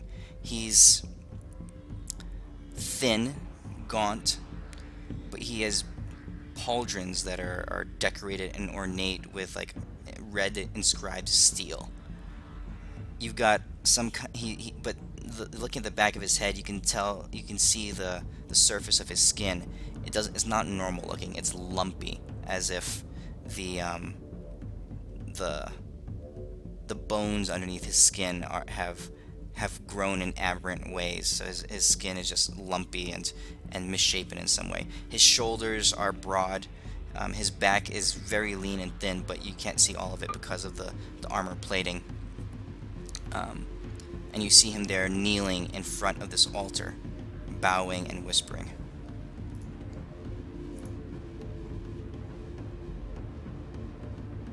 And he doesn't seem at all concerned that we're right behind him? Not just yet. I see you two shoot some arrows right in his back. Yeah, I like that idea. Okay. Can I do it? I'll add on my. Wait. I'm gonna add on my chilling touch too when they. Yeah, do we want to do anything first before we all start attacking, or we could flank around to the sides? We or... go home. The figure stops, and he turns his head slightly. He doesn't turn around. He just shifts his head slightly, and turns it to the side, as if showing you the side of his face.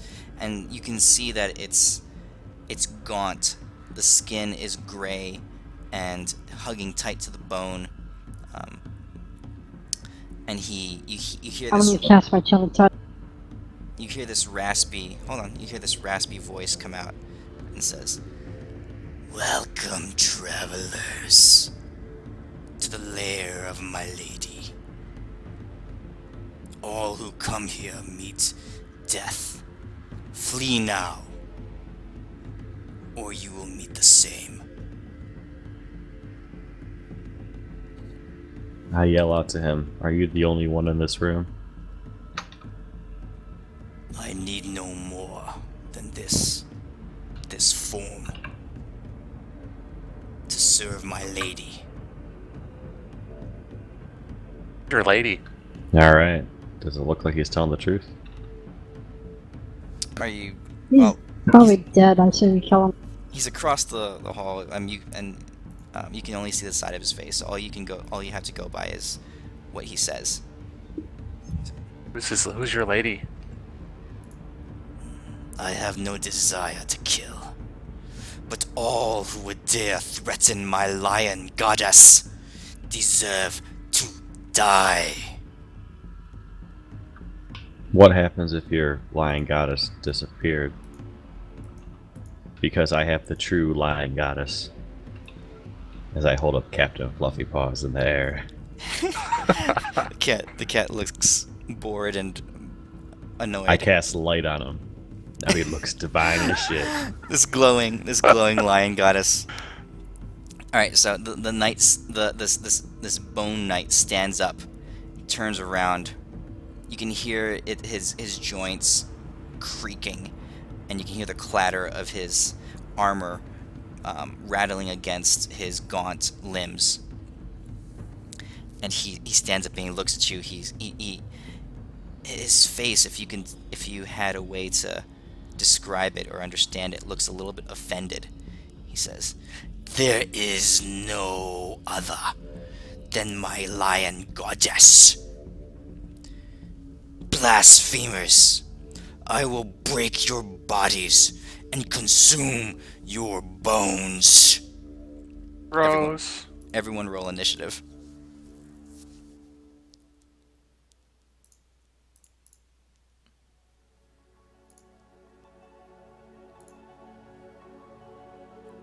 Okay. As he says that, So I didn't get a cast. were you trying to cast Chilling Touch? Okay, go ahead and cast it.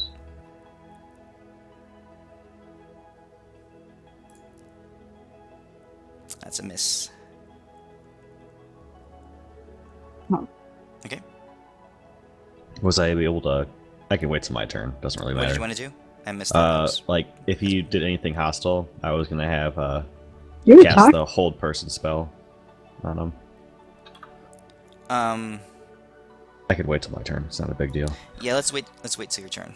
Okay. Okay. As he says that, as he says as he delivers this line that he'll consume your bones, you see a little bit of red energy emanating from his body as his bones start to creak and bend and change shape. And as you can tell, that each one of his bones in his body starts to grow and extend. They grow in length as well as in girth. They get wider, and his size increases step by step. And not just that, but you see spikes start to protrude from his back, breaking through the skin. He grows a series of spikes right down the center of his forehead. Three spikes jutting out straight in front, and then they disappear back into his helm that he's wearing. His wrists sprout an abnormal protrusion of bone growth off the back of his wrists, and they grow longer and longer and jagged, and as they extend to about the length of what a sword would look like, extending from both his wrists. So he's about that size. Okay. It's initiative. Euphemia, your turn. What I'm going to say is this water in front of you, the algae makes the ground slick, so you would move through there at as if it were difficult terrain. So half movement speed. Well, I had a question. Yes. This rock area right here, is Yep. that like high in the air? That is a complete In other words, wall if- that passes straight up to the ceiling. So if I was here, I couldn't see him. Correct. These are completely impassable rock walls on that side and on that side. Can I see him?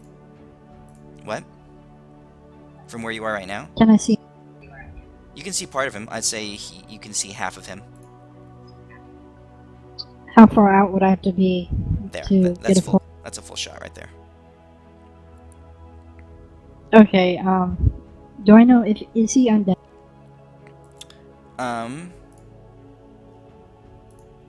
You can assume that he is. You can. Is there a roll I can check to Sure.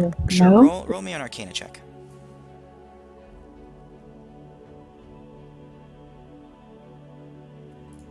You can't tell. I know. You cannot tell. No, But he chest. if Chilling if touch. he would be undead, if he were undead, it's not like any undead you've ever seen before. There's a little bit of life to him. He's not like completely just a skeleton or a zombie or a ghoul or something like that. He's a different creature entirely. Okay, well, I'm gonna cast chilling. Okay, that's a hit.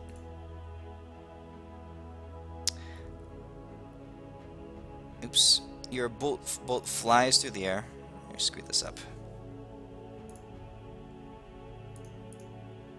Your bolt flies through the air. It strikes him, and it hits him in the chest, and it dissipates as it makes contact. And there's no Oh, visible okay. effect. Okay. Then I'm going to give Bardic Inspiration to All right. To Ajax or Ashok? Ajax Ajax. Okay. for his I'm going to kill the party wisdom saving throw shit. Nice. And Okay. I tell him that. Okay. Ashok, it's your. If you're done, Ashok, it's your turn. Okay.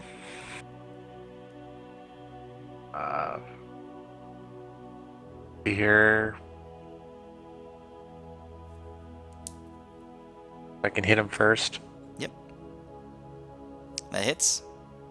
Okay, and let's do Hunter's Mark. Okay.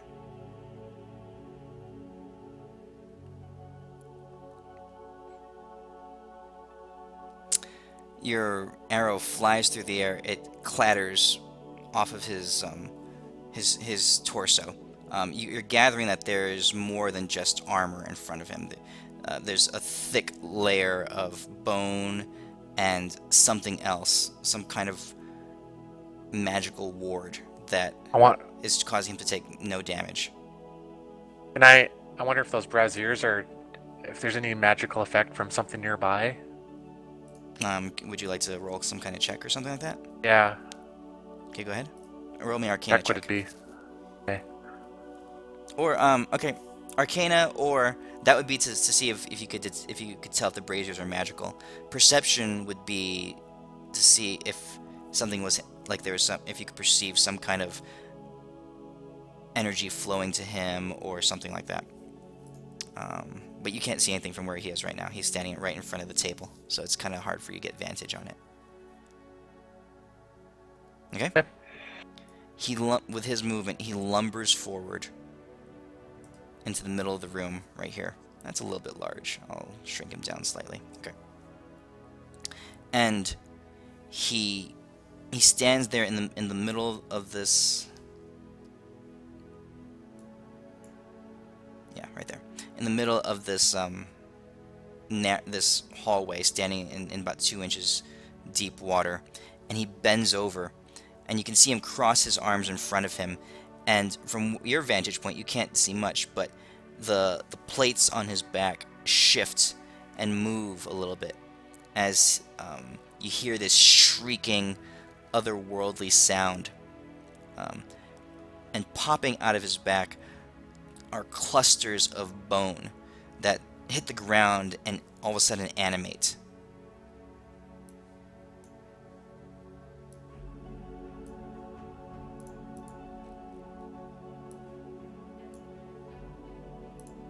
Okay, and that ends his turn.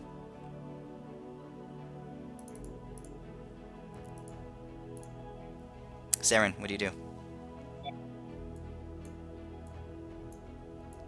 I am going to cast this image, mirror image. Okay. And go into my Blade Song stance.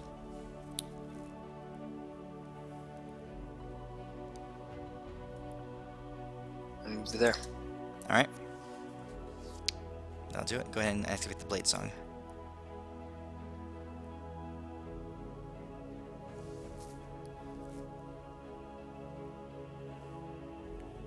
Alright. End your turn when you're done.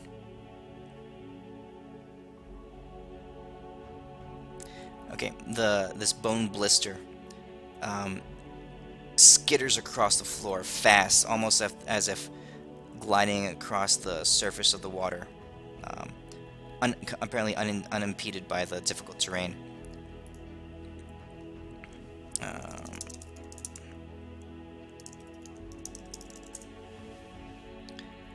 As if unimpeded by the difficult terrain, and it launches itself up at you as this monstrosity of phalanges and spikes and all clustering in the center.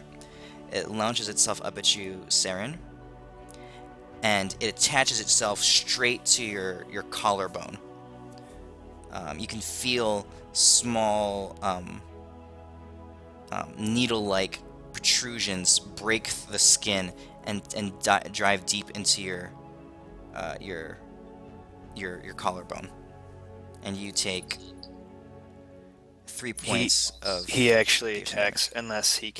unless it sees through Okay. illusions. It attacks one of my images. Okay. So what it does is it does not. Oh, wait a second. Let me read this. I guess I have like true sight or something. Or Or be blind immune sight, to right? illusion. If it has blind sight, then Yeah, if it's blind sight or true sight. okay. Yeah, it can perceive which one is you. It has these things. They don't have eyes. They Okay. have this otherworldly sense. Okay, so it's it's basically latched onto your collarbone. You can feel almost as if these needle-like protrusions have gone in and actually embedded themselves in the bone in your shoulder, in your of your collar, of your clavicle. Okay, this other one skitters across the ground lightning fast and jumps onto Nottingham, doing the same thing. But Nottingham, being an elf and seeing this thing fly across the ground, is able to dart out of the way, duck out of the way just in time. Deimos, your turn. All right. While running up along this ledge, well, down this way, Which way? Okay. I'm going to cast Hold Person on the Bone Knight. Okay. You round the corner. Just 1 second here. And this is what you see.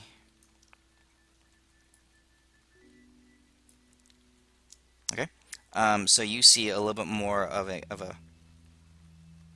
the cave extends in this direction here.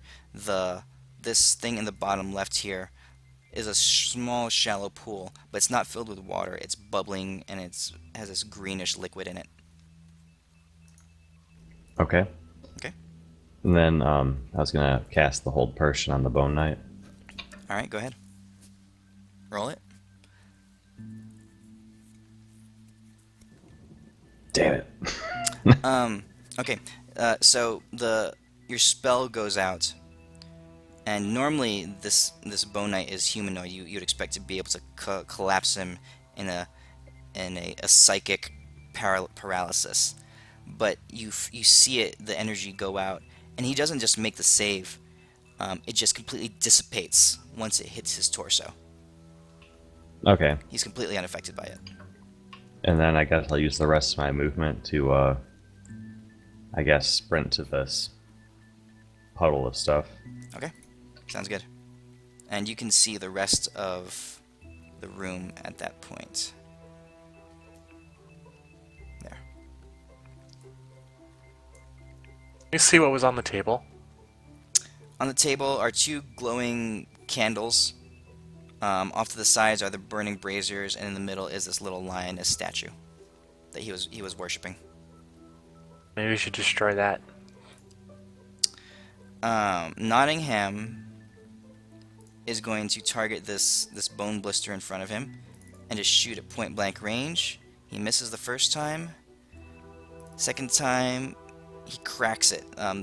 His little hand crossbow flies out, taking it straight in the center, and the kinetic energy just shatters the bones and scatters them all over the place.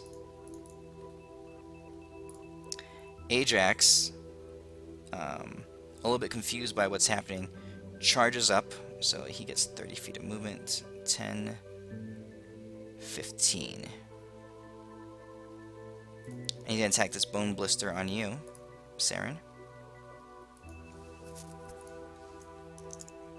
Great, I've seen him attack allies before. And he's going to do his best to take a swing at it. Oh, He great. misses. Okay. Ava's confused and a little bit scared. She's just kind of like hide here behind Ashok. This other bone blister is going to skitter along the corner of this wall, and he's coming for you, Euphemia, but he doesn't have quite enough movement to make it all the way. What do you do?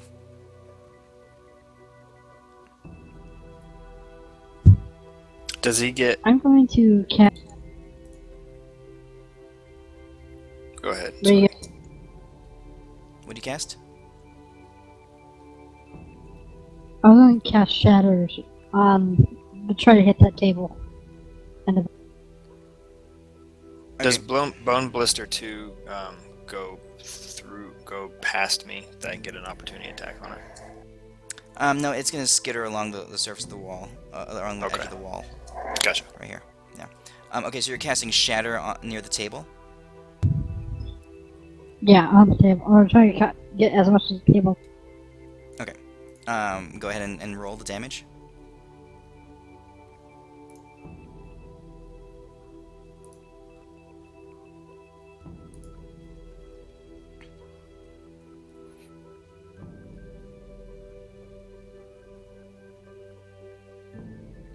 Okay. You guys hear this loud, ringing, painfully intense impact. Boom! As it reverberates and echoes through the room. Euphemia centered it on the other side of the room, but still, it's loud and it's booming. Some of you have a little bit of ringing in your ears afterwards. A creature made of organic stone, non-magical objects take damage. The table itself, I was just reading the spell.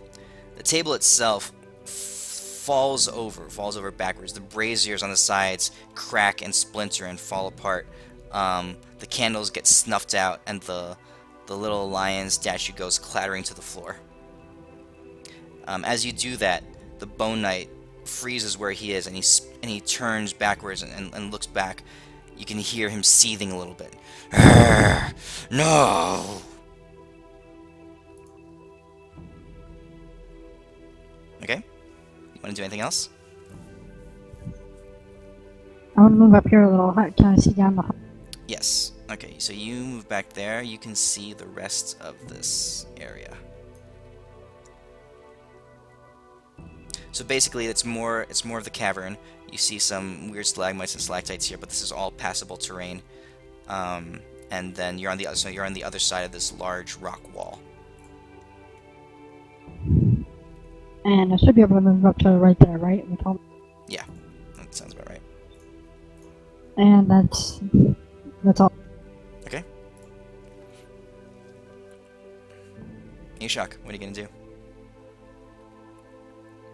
I try to shoot this bone blister.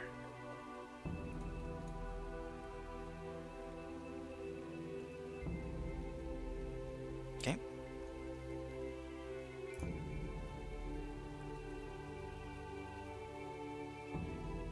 That's a hit. You crack it. Your arrow flies kind of right into it, and it just scatters the bones all across the ground. Alright. You see the Bone Knight looking back at the area where the altar and the idol were. And he looks, and he turns, and he's more enraged now than he was before. He takes a couple large steps forward, and he brings his huge sword arm with this bone protrusion down at Ajax. And he strikes a glancing blow across Ajax's chest. You can tell that there's not a lot of energy behind the blow, but it does do a little bit of damage. Seren, on your turn, you feel this bone blister that's attached to your collar pump in a surge of black energy as the skin around where it's attached to you goes dark, and you take 9 points of necrotic damage. Oh, nice.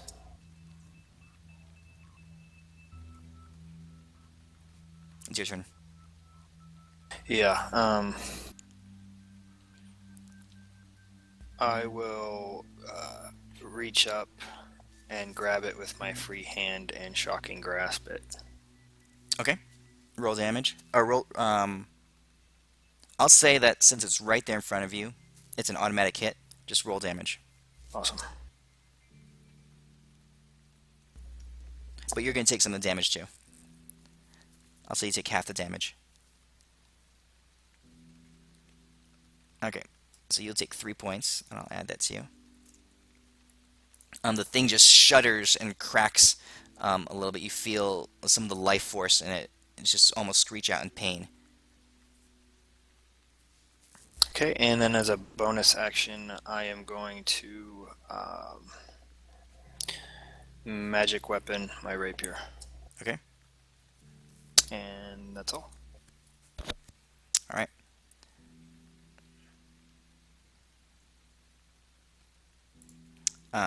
You end your turn. This Bone Blister's turn. It's attached to your collarbone right now. It just doubles down.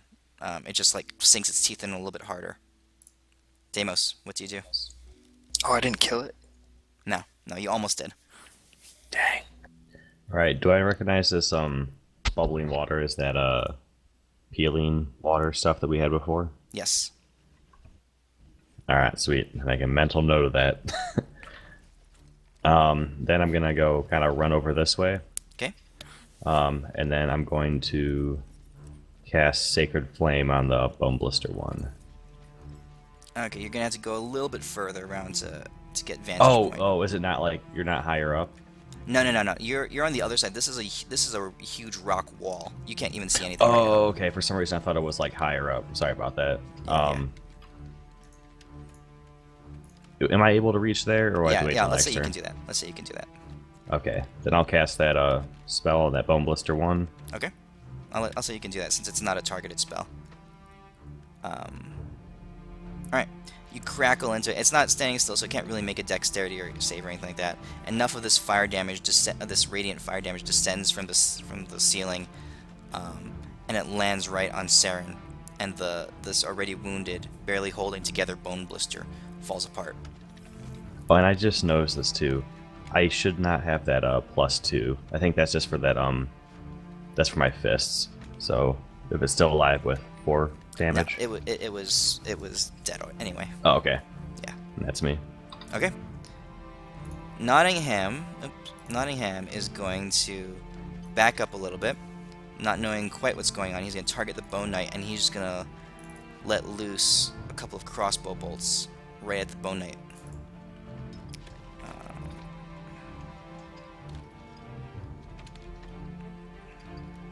And same thing as before. The crossbow bolts fly forward, and they hit him, but they just drop to the ground, powerless. Both attacks. Ajax is a little taken aback. He what is happening here? My effects are screwed up. There we go. He raises his great axe, his berserker great axe, and brings it down with all of his might into the Bone Knight's chest, and he does 0 damage. Euphemia, what do you want to do?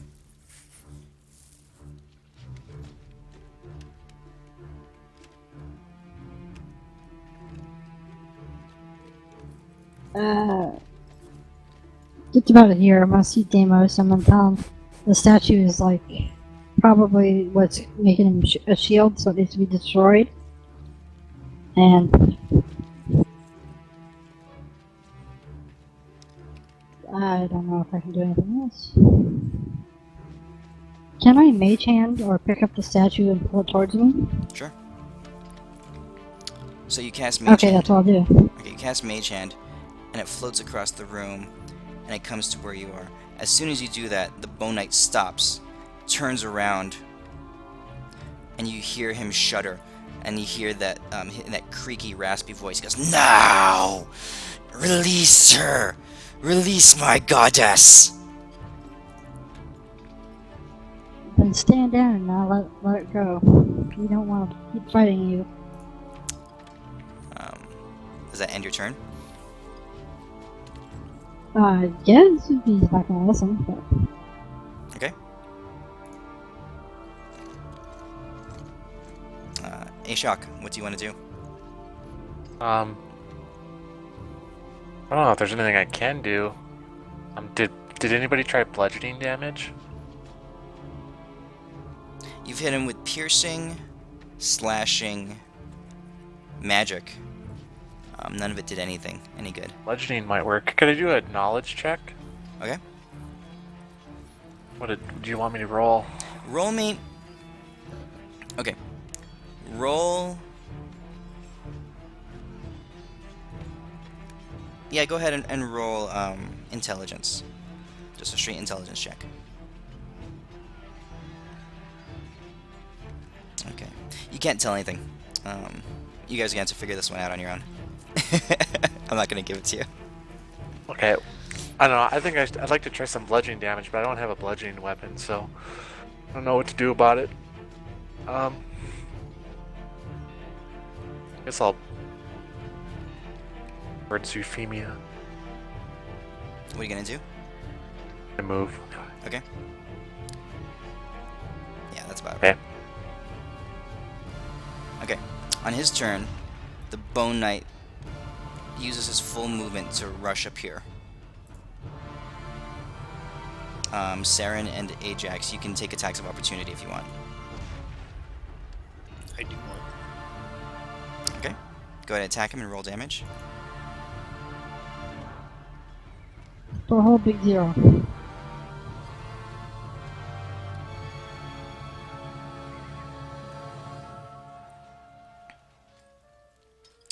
Hold on. Target him. Oh, did I not have him targeted? No, that was a hit. Here, I'll target him for you. There you go. You're good. So that was a hit. Roll damage.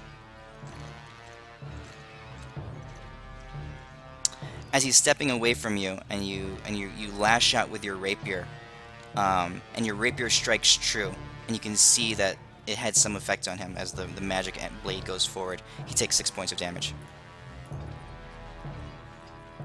It can be hurt. Ajax is going to do the same thing. As he's going to take his He's opportunity back. attack. He's going to swing and crack him as the Bone Knight is walking away. He crunches him for 14 points of damage. The Bone Knight, now completing his turn, stands here. He crosses his arms again, and he lets out that low, kind of unearthly howl as his back plates open up again. And 3 new bone blisters pop out and scatter across the ground around him. Seren, oh, no. You killed that thing, sorry. Now I'm dead. Yeah, hold on. You were at 15.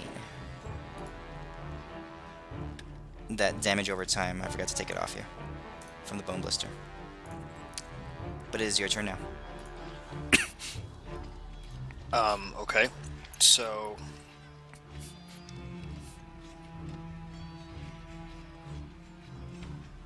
shoot. Can I cut this way? Yep. That's gonna take most. That's Through gonna there? take. Yeah. That's gonna take. Let's see. 10, 20. So you've used up 30 feet of movement already, going that far, because it's difficult terrain moving through the liquid. So you have 10 more feet. Okay. Yep. That'll do it. And I will dodge and tell her, I'll yell at Euphemia to get the statue behind me. Well, you're kind of blocking the path, so no thanks. You can go past me. Okay. So that'll end your turn. Yeah. All right. Bone Blister 2 skitters around the corner here and tries to leap at Euphemia. He does manage to latch on, and just like what happens to Seren, he leaps up and it clamps onto your arm, and you feel these dozens of little like needles protrude from underneath its scattered. It's like random chaotic ball of bone fragments and shards, but little needles come through and they pierce the skin on your arm, and you can feel them embed into your arm bone as you take 4 points of piercing damage. Deimos, your turn. Alright, I'm gonna take like a step over. Okay. I'm gonna swing at Bone Blister 3. Alright.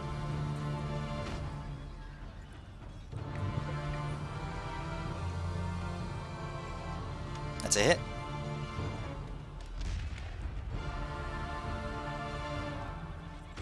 You shatter it. It just collapses in some bone dust. Alright, and then do I notice anything else like on this altar or like these 2 flaming gauntlets? Well, not gauntlets, but like armband things. No, braziers. They're just like fire pits. They're turned over now. The burning coals have scattered across the ground and gone out. The table is just a plain wooden table. There were a couple of wax candles on it, but it was really plain otherwise. Okay. So nothing Well, I'm special. gonna kind of run behind, but while I'm doing that, I'm gonna, I guess, kick one of the braziers off. Okay. Where it's at. Well, shouldn't those be destroyed since my shatter, like... The braziers cracked. Yeah, they cracked, and all the coals that were inside have fallen across the ground, scattered across the ground. Yeah, they weren't magical or anything like that. That's why they broke. The only thing that survived was this statue I have. That's about all I can do right now. Okay. Bone Blister 1 is going to charge at Ajax and try to latch onto him, which it does. And Ajax is going to have to make his wisdom save. He has the thing, Yeah, he has the inspiration. inspiration. See if he needs it. 8. It's a DC 12, so he's going to roll his... He makes the save. Okay. Nottingham. What do you guys want Nottingham to do? Get this thing off me. Okay, he doesn't have enough range to be able to do that. Like, he can't walk through the difficult terrain and get around to in sight of you.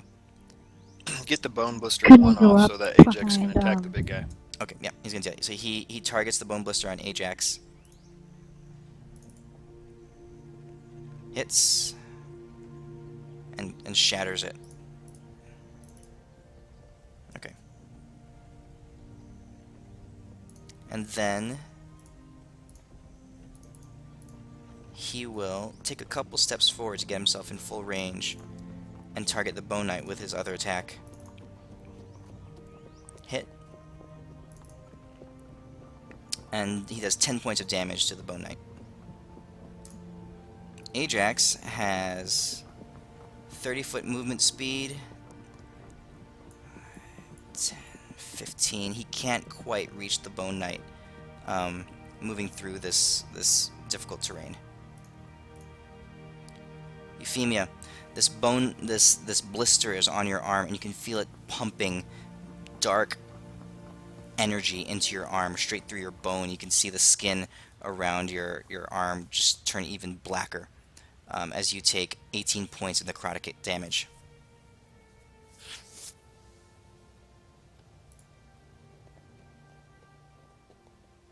Can I look at the statue, see if there's anything special about it?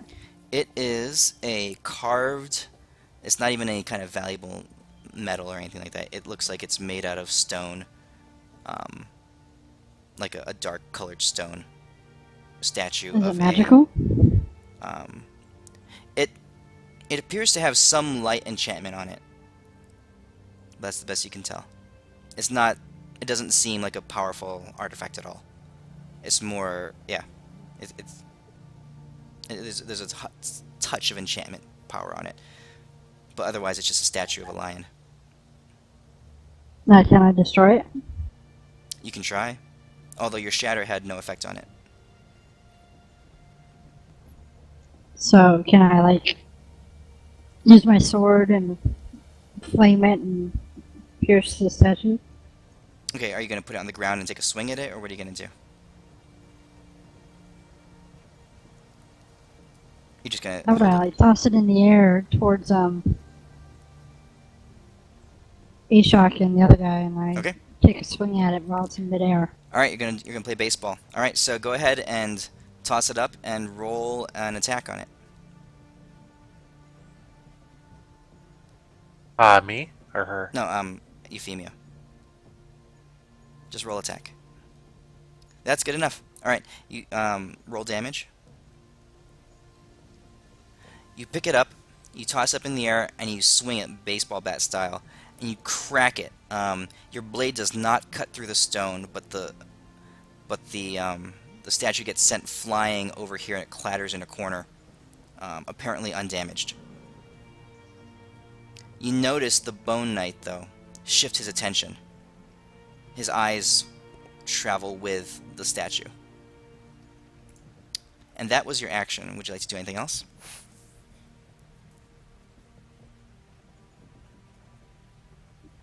Yeah, I'm gonna run back over here and can I pick it back up? What's your movement speed? 25 or 30. 30? Okay, yeah, you can get to it far enough so you can reach it. And I'm gonna tell those two, get this thing off me. Okay. And hit the fucking knight in the back.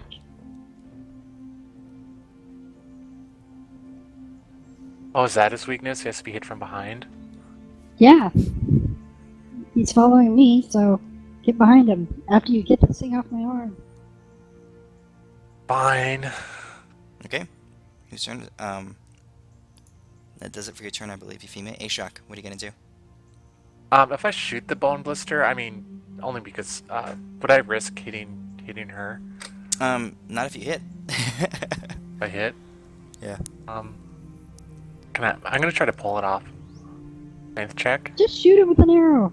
Gonna shoot it? Alright, I'll shoot it. It's got a bunch of needles embedded into her arm. Well, she just signed the waiver, so... Yeah. You gather that if you tried to rip it off her arm, you would do more damage to her than to it.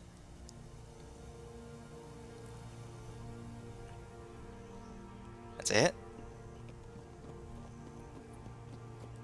The bone blister crumbles as your arrow just pierces right through it. It falls apart and the needles retract. Alright, the Bone Knight is going to use his full movement, which is considerable. He takes large steps to come around this corner, and his eyes are just locked on you, Euphemia. He'll end up right there. Seren, your turn. I will move up and dodge. Get behind him. Okay.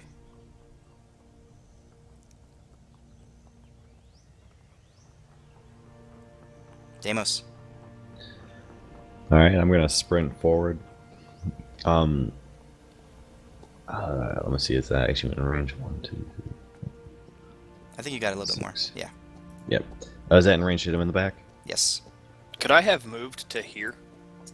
Or is that in his, because it's in his Where? square, I can't. Where I'm at, right? Where I'm showing you? Yeah, you're fine. You're fine. I can stand there? Okay. Yeah. We'll Couldn't we treat have moved around behind him?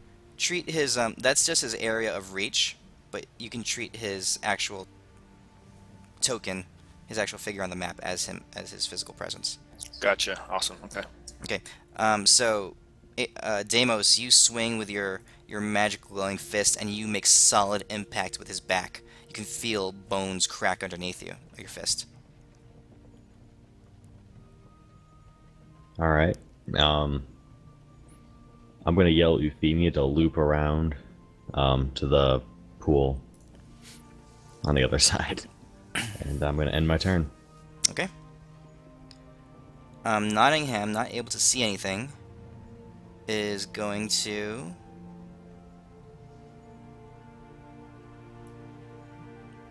swing around this way and come to right about there. Ajax is going to use most of his movement to come around this side and then dash around here. And catching on to what's going on, he'll burn his action surge and take a swing at the Bone Knight. It's a hit.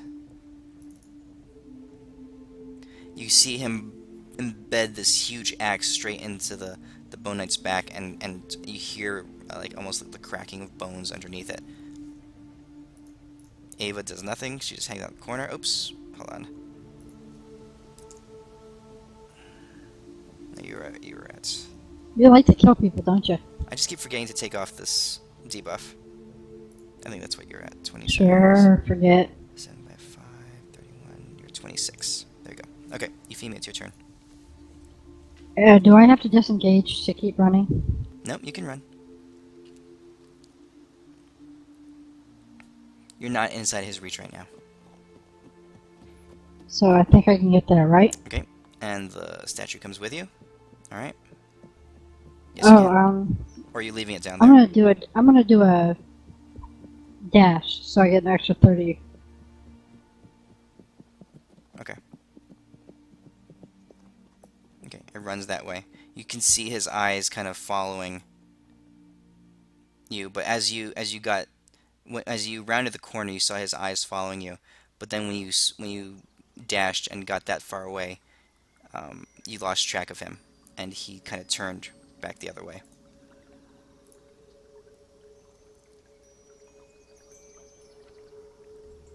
Oh, that's all. That's all I got. Okay. Ashok. Okay. I wonder if I can, to get behind him, can I do like an athletics, like to get through him or behind him? How much movement speed do you have? 30? 30 feet, so 10, 20. That's really tight behind him right there. You could probably skirt. Can't you skirt around to the top row of him? Since that's just reach. I could get here. Yeah. And what you can do is ready an action so that if you ever see his back, you fire. That's about as much as you can do. But if I do a dash, or if I go like over that 30 feet, I don't have a turn. Correct. Alright, I'll just do that then and ready an action. Okay, so you ready an action so that if you see his back turn to you, you'll fire. So you draw Okay. your bow and you're just pointing at him and you're waiting. Okay. Okay? Alright, so on his turn, him not seeing the statue anymore, he's going to spin around this way. And he's going to bend over, and you can see him flexing his arms again as his back plates start to open up. And you see 3 more bone blisters emerge from his from right around where his spine is. Seren, you're getting a good view of this right now. Right. You're getting a really good view of it. They just kind of pop out and scatter around this area.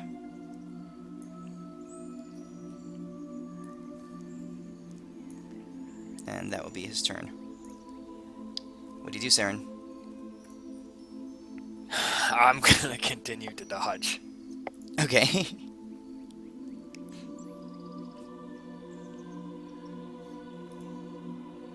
You are dodging the hell out of everything. Deimos. Alright, shoot. So I'm blocked by the wall, so I can't get around him, I'm assuming. Correct. Bring the statue back up. I guess the only thing to do is to try to tackle him. I'm gonna try to tackle him to the ground. He's much larger than you. I'm not sure Ooh. if you can tackle things that are 2 sizes larger than you. Oh, he's 2 sizes? Okay, never mind. He's way larger. This guy is like full on 18 feet tall. His shoulders are huge and broad. Alright, well, in that case, I am going to... this, I guess... I'm going to cast Sacred Flames at one of the bone blisters. Okay. It succeeds, so it takes no damage. Oh, sorry. Yeah, it's okay. That's my fault. And, oof. I'm gonna cast... yeah. Nah, he'll be fine. You want to heal? You want a couple of points of health? I can give you a couple of points of health if you want. If you want, I mean, you know. All right, I'm gonna cast Healing Word on Seren. Okay. There you go. Awesome. Thank you. That's me. Bone Blister rushes up to Ashok. Misses. This other one is gonna try to sink into you, Seren. He's gonna attack you, but right now you're dodged. You can't. Nottingham is here. He's just gonna lay into both of these bone blisters. What can I tell Nottingham? Can I like throw can I throw the statue to Nottingham On your turn you before can. he wastes his turn? When it's your turn. What I meant for him to come get the statue. Okay, he misses that second one. Ajax is gonna stand there, and he's just gonna stand there, and he's gonna ready an action for if he ever sees this Bone Knight's back, kind of like what Ashok did. Bone Blister 2 is really gonna try to jump at you, Seren. That one hits, and this one latches onto like your thigh, and you can feel the sharp needle-like extrusions go deep into your skin and dig into your thigh bone, Does basically your femur. let me check some real quick. Sorry. Okay.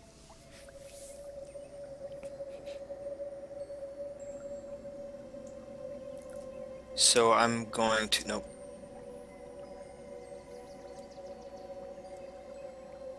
Never mind. Okay. I can't Euphemia. even. Shield doesn't even get me past 24.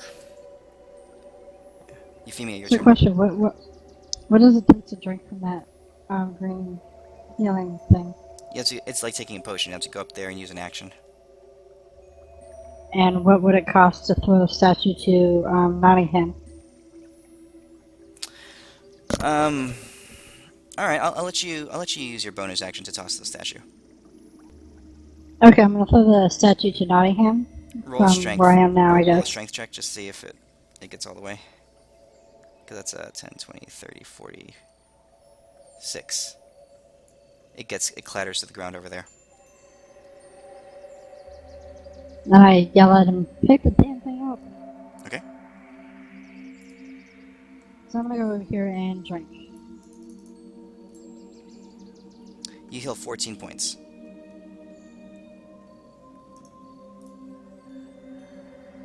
Yay. Okay. I'll take that off you. So that puts you down to 12. All right. I believe that's your turn. Yep. Okay. Ashok. I'm gonna shoot this bone blister. Okay, it's disadvantage. It's standing right in front of you. Oh, the other one. Okay. All right. The one attached to Seren. Yep. It's like right on his right leg, his right thigh. Oh, you can't quite get at it. All right. The Bone Knight is going to take a swing at you, Deimos, as best as he can. He hits you and does 3 damage to you. As actually his arm comes down and it strikes you. It does a little bit of damage, but you can actually see the bone break off on you. Seren, your turn comes around and you take 7 points of necrotic damage as this blister is pumping dark energy into your leg. Alright, I'm gonna stab it with my rapier. Okay. It's gonna be a little bit of an awkward movement. I think it's gonna be disadvantage for you to do that.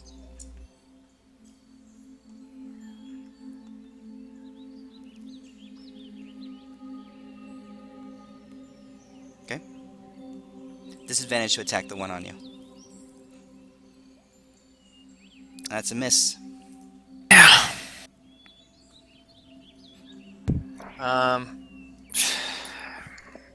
Fuck.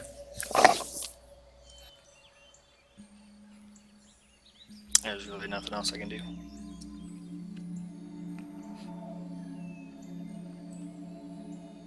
Deimos, what you gonna do? All right. You say he's 2 sizes larger than me? Yeah. All right, I'm gonna try to bum rush through his legs and try to punch Bone Blister too, and I'll take that free hit or whatever. You never even leave his range, so um, it's a roll me an athletics check.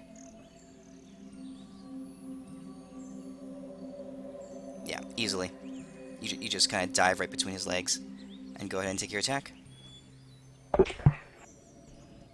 That's a natural 20. The thing erupts into dust, and I'll put you right there. All right, and that is me. All right. Well, do I have any extra movement? Sure. All right, I'm gonna swing with my offhand, so I won't have my shield bonus onto Bone Blister 3. Okay. I'm pretty sure I miss. These things have a really low AC. Let's see here. That's actually a I hit. don't. Oh, no, no. Oh, is it? Isn't the 7 plus? No, that's No, I only get +2 to it because of the weapon. okay. That's So right. it'll only be a 9. I think. Yeah, so that's a miss. Yep. Sorry about that. You're good. The Bone Blister is gonna try to dig into Ashok again. It misses as well. Nottingham, seeing the back of this Bone Knight, lets loose with both barrels. He's Hey, gonna you go. didn't pick up the statue. Well, he's he's shooting the Bone Knight. Okay. That'll be his bonus action. That'll be his bonus action attack. He'll run over and he'll use the rest of his movement to pick it up and bring it back around in this area. As soon as he does that, the Bone Knight pivots around and faces this way. Okay. At that, Ajax's ready to action triggers, and he hits it. And Ashok, that was your last turn, so your action is already gone. And that's Nottingham's turn. Ajax's turn now. He'll use his full action to again take a swing. That's a natural 20. Yeah, huge damage. Ajax is just with this massive, jagged blade axe is tearing up the back of this huge monstrosity in front of you. You see chips of bone and old red armor flaking off and flying off in splintering pieces. Euphemia. Can I take another drink out of the pond? Yes, you can. I'll do it. I'll do that. Okay. And that will top you off. The pond is half diminished by this point. There wasn't a ton of water in it, of liquid in it, but it's mostly gone. And I'm done. Ashok, your turn. Okay. I was making coffee.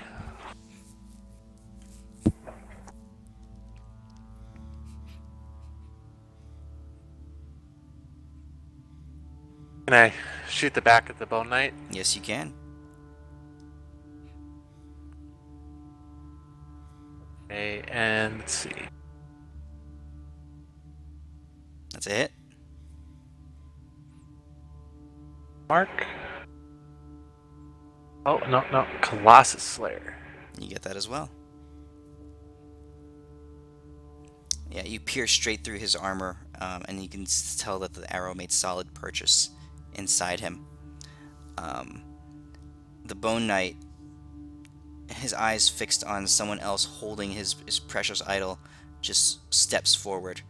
Deimos, Seren, you both get opportunity attacks, as does Ajax. Just start rolling it.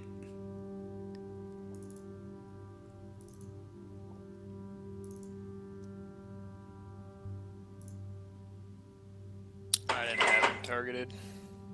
Oh, okay, so that's a hit. So that's a hit. Go ahead and roll damage.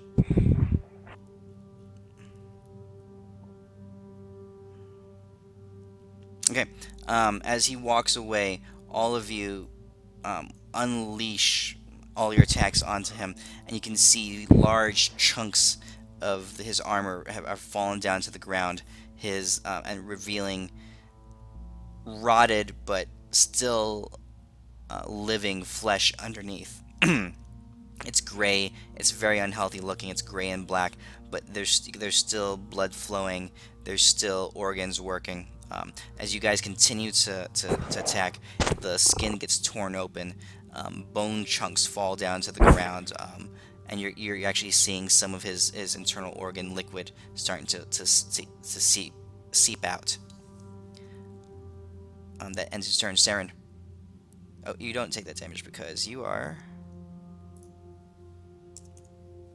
not attached anymore. Okay, what do you do? I'm going to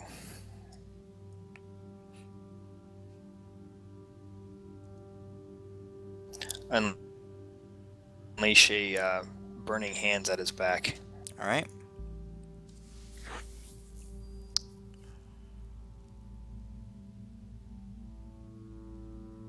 He fails a save.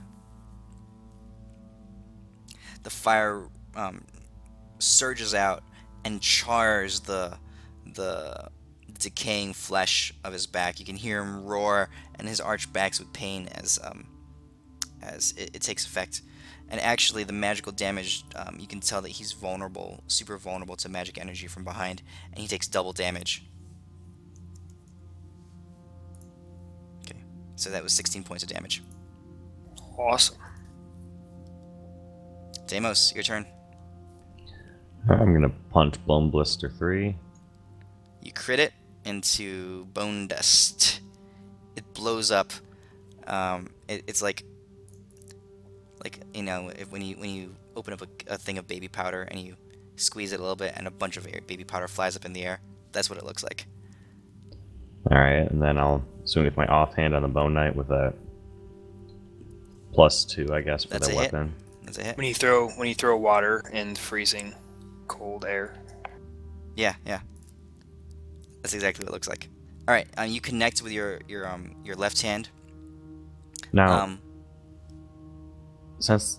do I get double damage with the magic damage part? I was just wondering. I really don't care. I was just wondering. No, it's attached to the physical attack. Yeah. So he's stuttering. He's staggering now. He's off balance. He's very weak. He's almost collapsing to the floor, barely holding himself straight up. Nottingham is gonna haul ass backwards, stand here and taunt the Bone Knight. Ajax is gonna use his movement to advance up here. I'll let you guys finish him off. Euphemia, anything you want to do?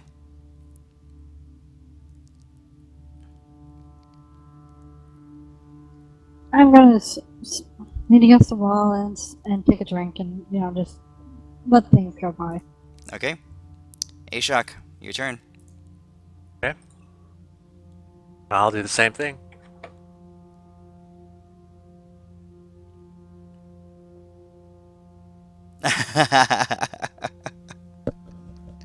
Are there any arrows I can retrieve? I'll shoot a +2 arrow.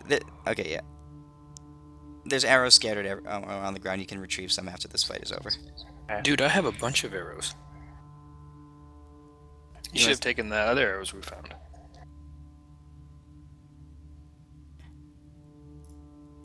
Here. Just go ahead and roll damage. Or roll the attack by itself. That's a hit.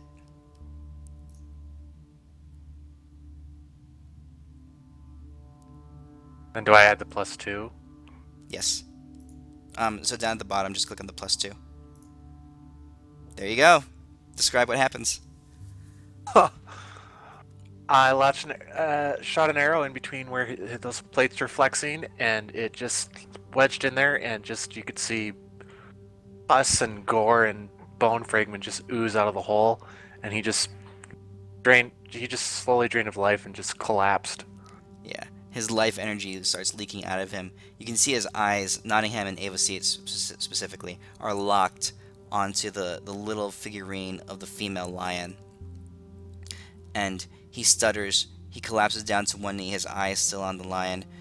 And he mutters, he whispers, "No. No." As he falls down to the ground. collapsed in a pile. At the same time, whatever enchantment energy was on the figurine in Nottingham's hand, it fades away as well. Well done, guys. Good job. I'm gonna give Ashok arrows.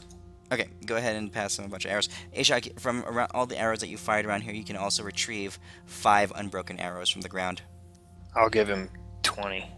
Okay. Did the Bone Knight have anything on him? All his armor and all of his weaponry were made out of his actual physical bone that was just grew into different areas. There was some leather and stuff, maybe vestiges of the man that he once was. But it all just kind of falls down to the ground and starts to crumble away. So no trinkets or anything. No. This wooden, this stone figurine of a lion, it's worth about 100 gold. Would anybody know who this goddess is? You guys don't know. I can't tell at all. If you wanna roll religion or something, you can. Euphemia, that is not a goddess. Whatever it is, there's no known deity, or even a minor deity, or even angel attached to a deity. So he was tricked into an illusion? You gather as much. You gather he was, whatever infatuation he had with this lioness,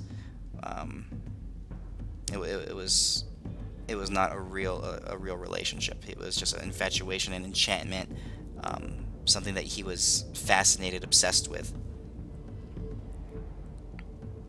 Alright, I let everyone else here know about that we got a little bit of that pool left, or there was a pool. Yep. There's basically one drag left of the pool. I'll take a drag of the pool. Go for it. You guys want to take a short rest and heal up? I'll give you 10 hit points back for that. There you go. Groovy. A short rest would be great. You guys are not going to be able to take a short rest. Just so you know. We're not going to be able to take a short rest. You can try. I'm going to... Yeah.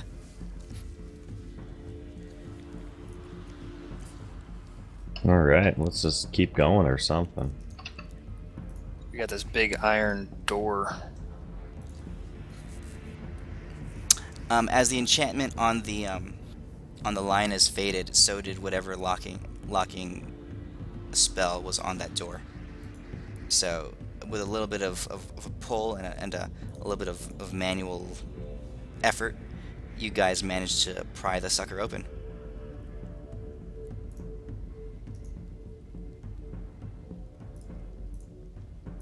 Alright.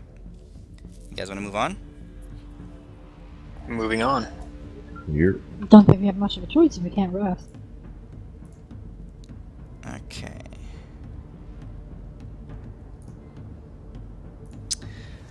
A little bit traumatized and a little bit shaken by what you just experienced and just witnessed, but confident and feeling good at having defeated such a weird and aberrant creature. You guys press on, and you quickly, not before too long, come across another flowing lava chasm. As you enter this room, you notice that, again, 30 feet below you is a large river of lava flowing beneath you. Something is different, though. As immediately as you enter the room, you can sense the difference. Whereas before in the previous chamber, you saw the lava and you could hear it. Here you feel it. The heat emanating off of this lava flow is stifling. This room is very hot. Across the lava flow, there is a loose collection of rocks that are barely held in place, suspended by a force that you cannot see, but they're very shaky. And in the corner, right over here, is a red glowing orb that's mounted into the rock floor. Can I inspect it or arcane check it or something? Okay. Roll Arcana check. You reach out and without touching it, you start feel some arcane energy emanating off of this orb. Whatever it is, it definitely has arcane properties. I'd like to take a look. Okay.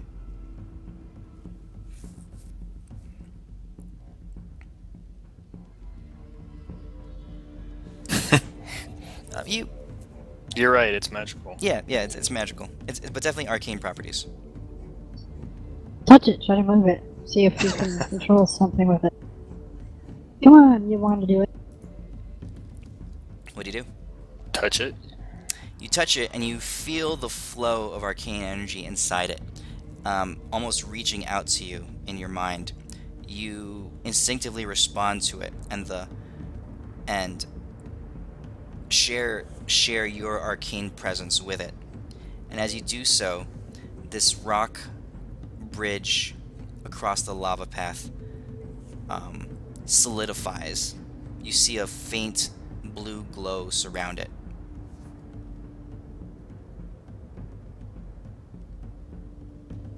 Release the orb. See what happens. So the glow is around the Bridge, the rock bridge. bridge. This bridge right here, yeah.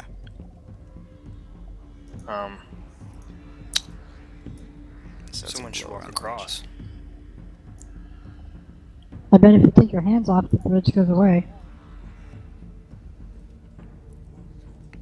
Yeah, well, I mean, I'll take my hand off, see what happens, but it's probably some kind of a protecting shield of some sort. You take your hand off. Yep. As you release, as you break physical connection with the orb, so does the arcane link in your mind, and the blue glow around the bridge falls away, as does the solidity of the bridge. You immediately start to see pieces of rock crumble and bits of gravel fall down to the lava below. Basically, one of us has to stay behind. All right, guys, I have a plan. Let's see, 1, 2, 6, 8, 9, 10. All right, who has rope? You. What? Just me? Ashok does. What do you want? All right, guys, what do you think about this? I got Captain Fluffy Paws over here. Captain Fluffy Paws can hold on to this rock while we cross. You tie a rope around Captain Fluffy Paws, and then super yank him, or super yank her across the thing, and we'll save her. Well, we can all cross. What the hell Maybe you is the should- plan? Maybe you should make sure that she can actually activate it first.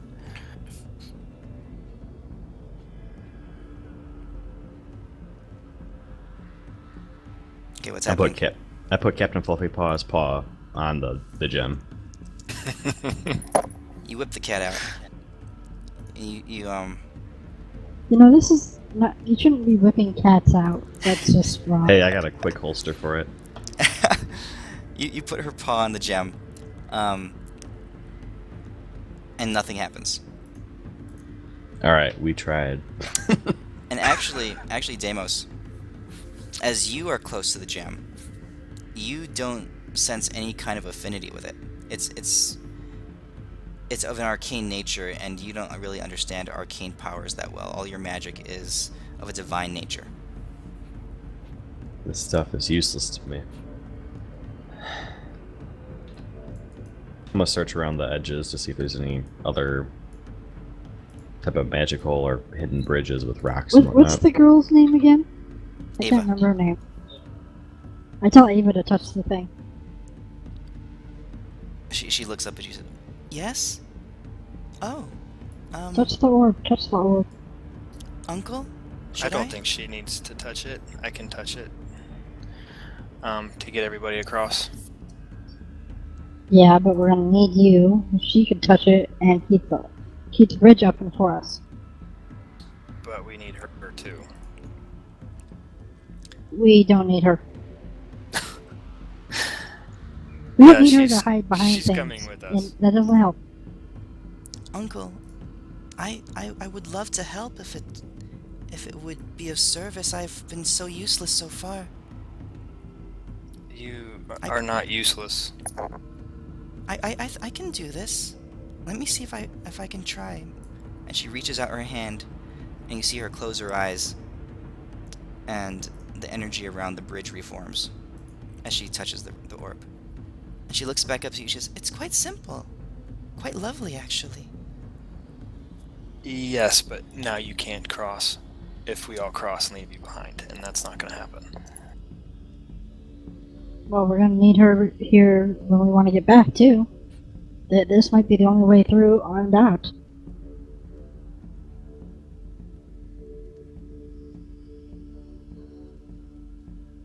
That is a pretty valid point. We might need her to get out of here.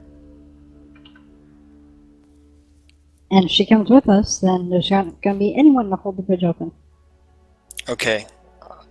On one condition, the cat stays with her. Oh, that's a no. Mm-mm. Nope. Oh, so I can leave her behind, but you can't leave the cat behind. Come on, man. I walk up to him and I show Captain Fluffy Paws, like to shove her in his face and say, "You want this poor little thing to die?" I don't think so. What about her? Don't about mention Ava? death. She doesn't No even one's gonna have die. 4 legs. 4 little fluffy paws and a tail. They can protect each other. No. Captain Fluffy Paws is getting holstered. And then if there's trouble, then she can let the cat run across and come warn us. Nah.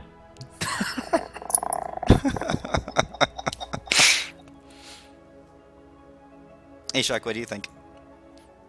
Is there any just place observing.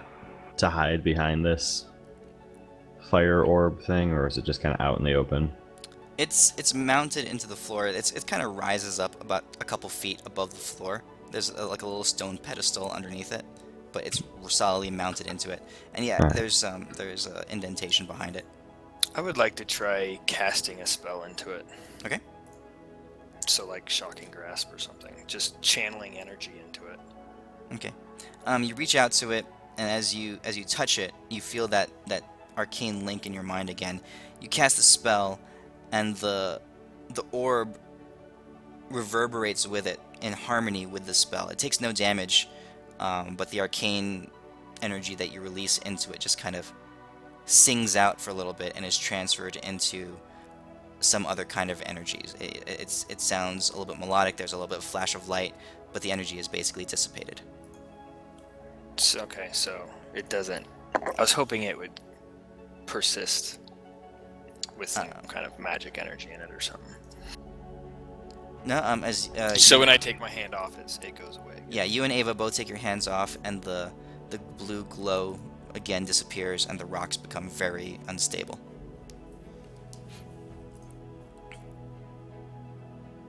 Alright, I say we don't do it again. This bridge might break.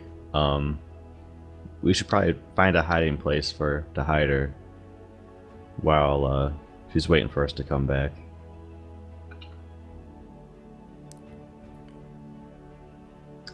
I'm gonna go look for a hiding place. Is there any place we can hide a small girl? Looking around, okay, so this area back here, there's kind of a natural indentation in the rock. You guys can spend a few minutes to clear away some of the loose rubble in the wall and kind of break at it a little bit and create a little bit of a facade basically there. And with a larger rock rolled in front of it, basically someone would have to come all the way around and be looking for her to find her there, if she could tuck herself in the little hole. Alright, so how about this? She'll keep this gate thing open for us, then she'll go hide to be safe from any damage, and when we come back she can go put it back up again, and we can get out of here. And that way she'll be safe. Because if we go bring her with us, there could be like some big bad guys that might accidentally kill her. She turns to you, Seren, and she says, "Uncle, these are our friends now. They've told me to be brave, and our god Torm was the god of courage. I can do this. Please let me do this. I believe you can. Just be safe. Okay. She smiles and she reaches her hand back out to the orb, and the blue glow flares back up as the rocks solidify in place. And I go directly across it. Okay. So do Nottingham and Ajax. The cat kind of stands in the middle of the of the bridge and starts cleaning herself, like just kind of grooming herself. Oh, and I pick her up and take her. I'm Okay. like, no. okay. All right. You guys move on. Yeah.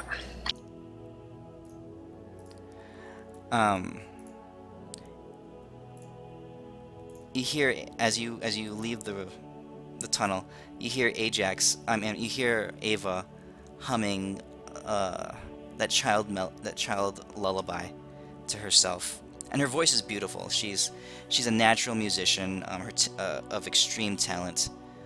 So the song is effervescent in the air as she hums it and softly sings it to herself. It reverberates off the cavern walls. As you guys walk further away, it's fading in the distance, but you can hear this beautiful melody sung by this girl in the distance, reminding you of what you're leaving behind.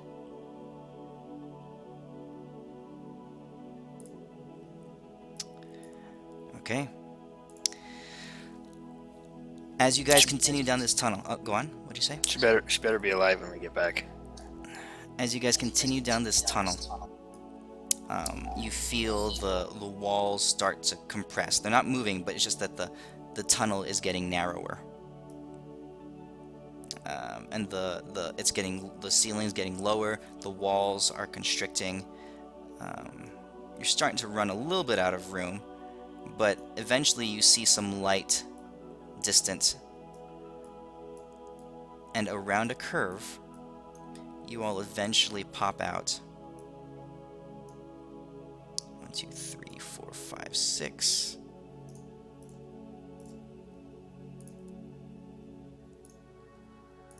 And you come into a small cavern, looking almost as if it's the end of the road. On one side of the room is a familiar face, smiling at you, a mischievous look in her eyes.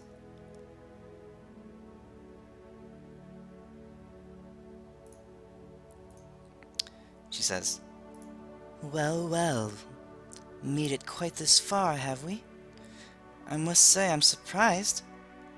I expected you all had turned around and run away when my servants told me that there was no one to be found out there. But I'm always open to visitors. Her male attendant is standing there with her, the final male attendant.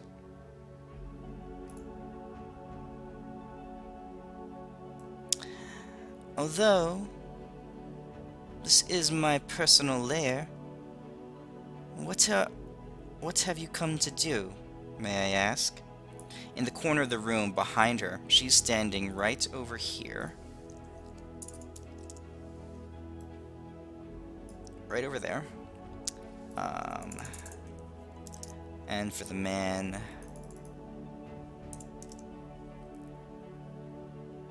I don't have a good...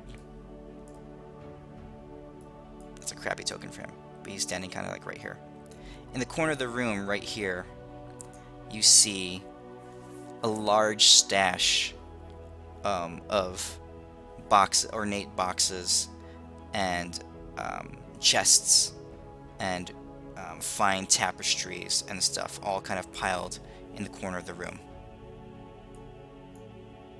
What do you guys want to do? Can I throw my ice dagger at her? Make a wisdom save. Blah.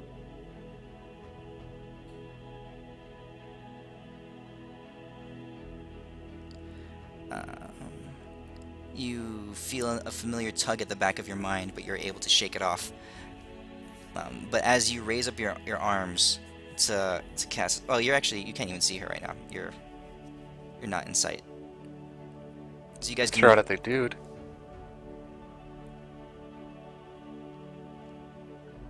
the male attendant.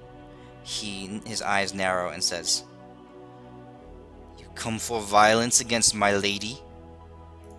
I believe, my love, they will not talk.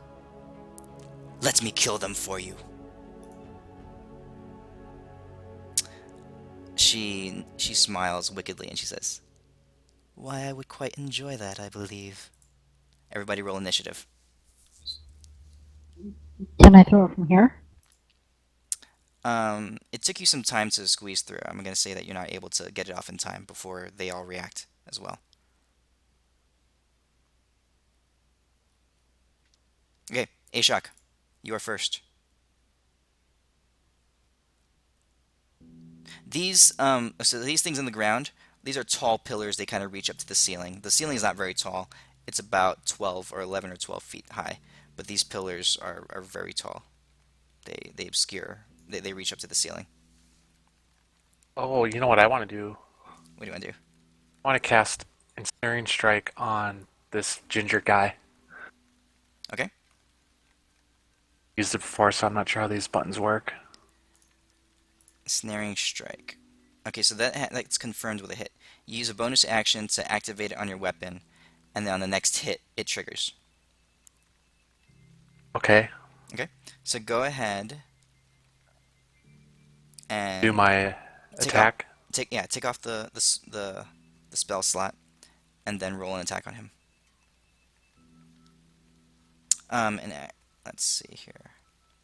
9, 17. That just hits. Okay, roll damage.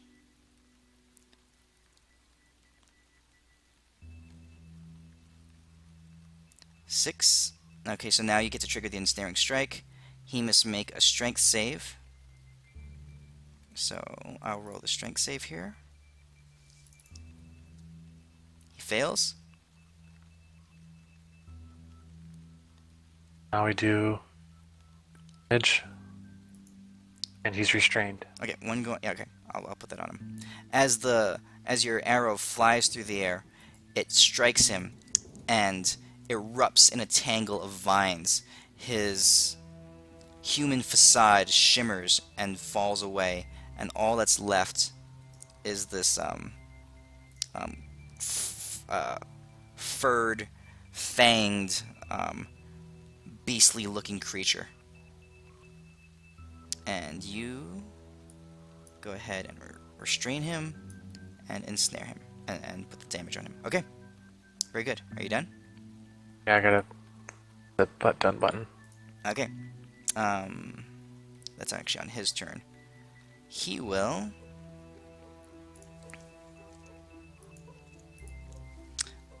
try to break free from the restraint. Takes damage if he fails. Yeah. But he'll make a strength check.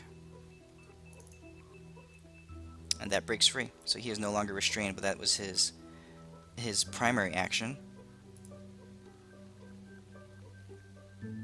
It's cool. He's actually he's immune to, or he's resistant to every other effect, like charmed, frightened, paralyzed, poisoned, and stunned, but not restrained. He breaks out of the tendrilled vines, and then he draws out this shining longsword in one arm, and in the other arm he has a shield. That was most of his action. Around the corner, though, right from where you are, pops out another of these fanged and furred beasts, and he charges in at you, Ashok, and swings this wicked-looking morning star. Where'd he come from? Missing. He was hiding behind this pillar. Oh. Oops, one more. The other one charges out as well, and he's going to toss a javelin at you, Seren. That's gonna be a miss. Okay, Euphemia, your turn. I'm gonna run up right to her and charge my blade with purple flame and attack her. Okay. Go ahead and as you near her, you see her true form. Her the beautiful human visage fades away, and she grows taller as her lower half shakes and shimmers and morphs into the four pawed body of a female lion. And she's quite large. She's kind of towering over you right now, standing right there, glaring you in the eye. Okay, well, flaming longsword, or yeah, purple flaming longsword and attack. Okay? That is a miss. Well, fuck. Alright. I also do a bardic inspiration for Deimos. Okay. So Deimos, you got Bardic Inspiration. Seren, I do believe it is your turn. Okay. I will cast Mirror Image. Okay.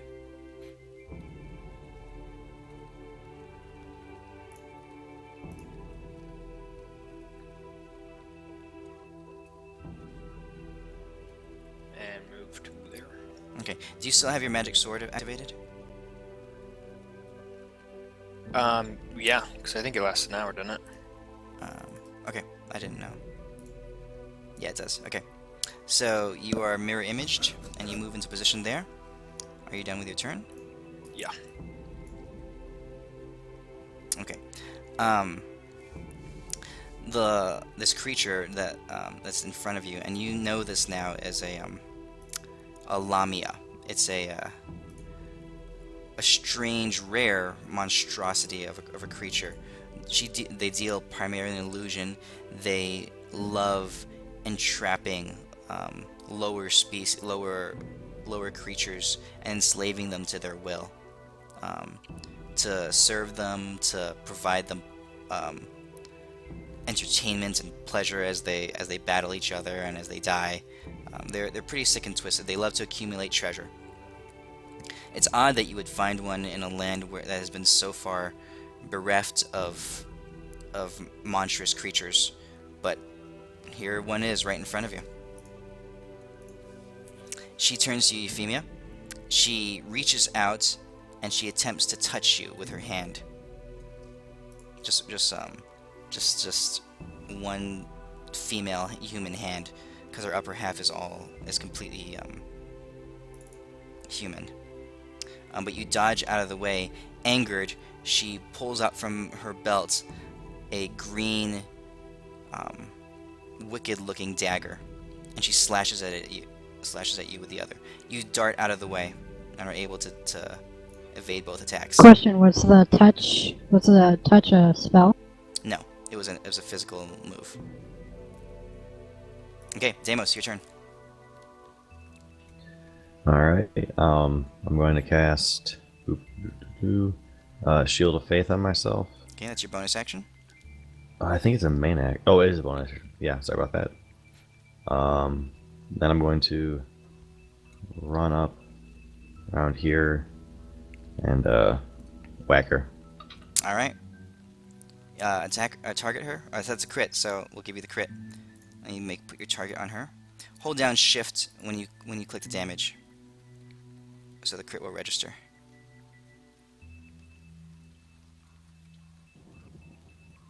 Okay, you reach up and you blast her from as you swing around the corner.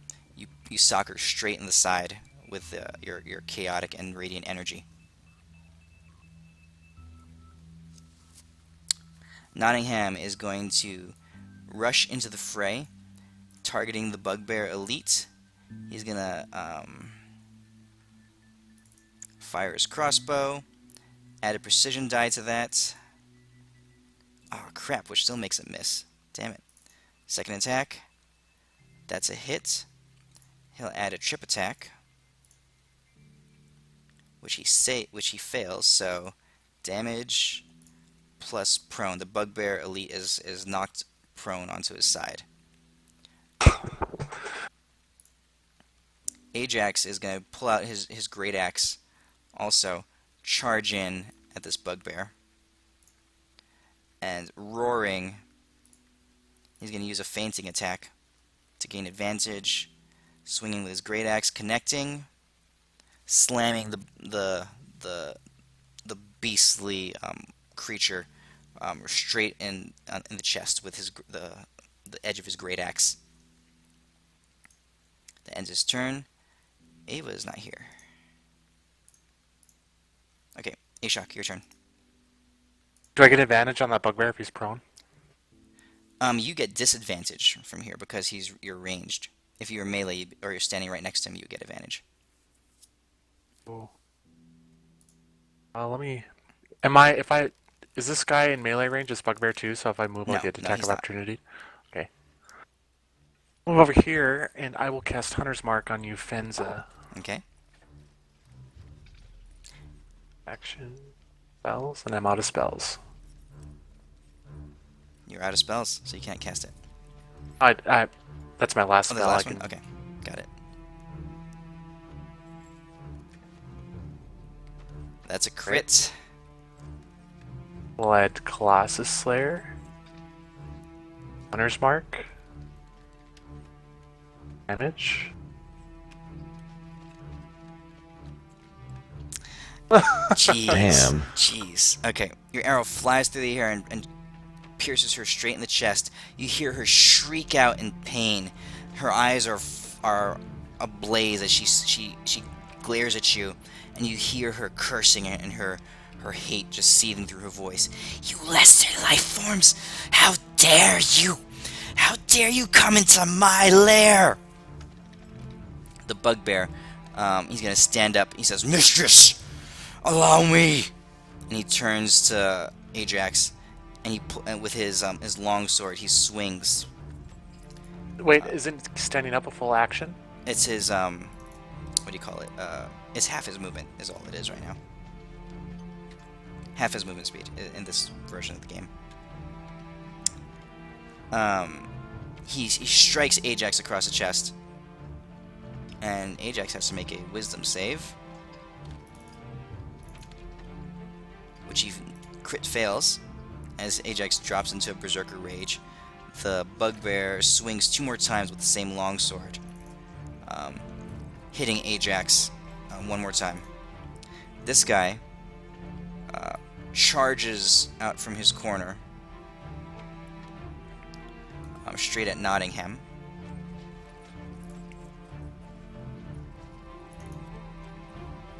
That would be a miss. This one swings at Seren. That's a hit. Seren, can you roll a d20 to see if you deflect it? You do not. God. He crits you. Right this morning, sorry. He guessed correctly. Euphemia, it is your turn.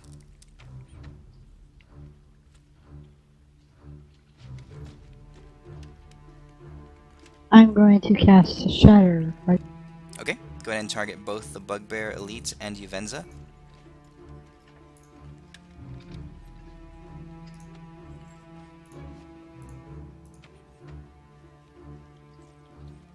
They both succeed, so they take half damage. Go ahead and roll damage.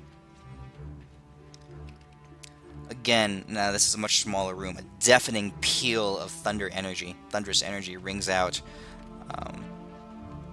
as the force of the blast you can feel it reverberating through the air. Both of those guys take 6 points of damage, or 5 points of damage. And I am going to do my last Bardic Inspiration on Seren. Okay, Seren, you have Bardic Inspiration. Awesome.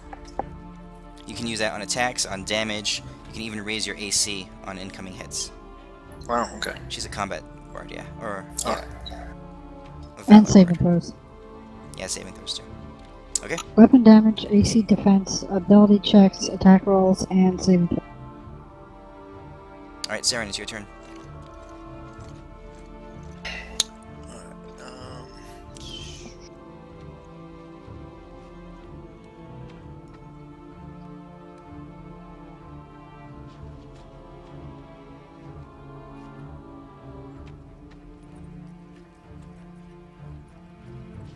Can I skirt between these two in front of me? You can get through. Yes.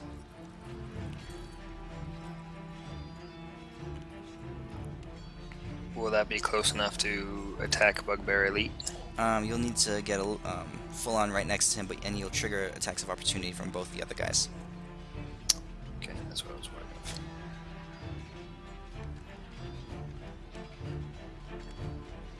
So I will attack Bugbear 2, Okay. and I'll use the green flame blade. Okay. So Bugbear 1 will take fire damage. Right, as long as I hit.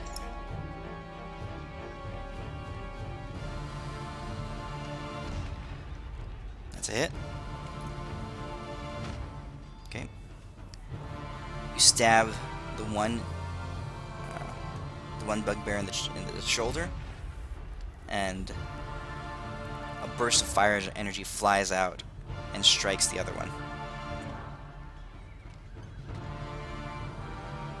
Okay. Did you put the fire damage on him? Oh, no, I didn't. It's 3 damage, right? 3 fire damage? I got Yep. it. Okay. Uvenza, enraged and borderline hysterical, is shouting and screaming at her minions. Kill them! Kill them, you useless filth! Kill them all!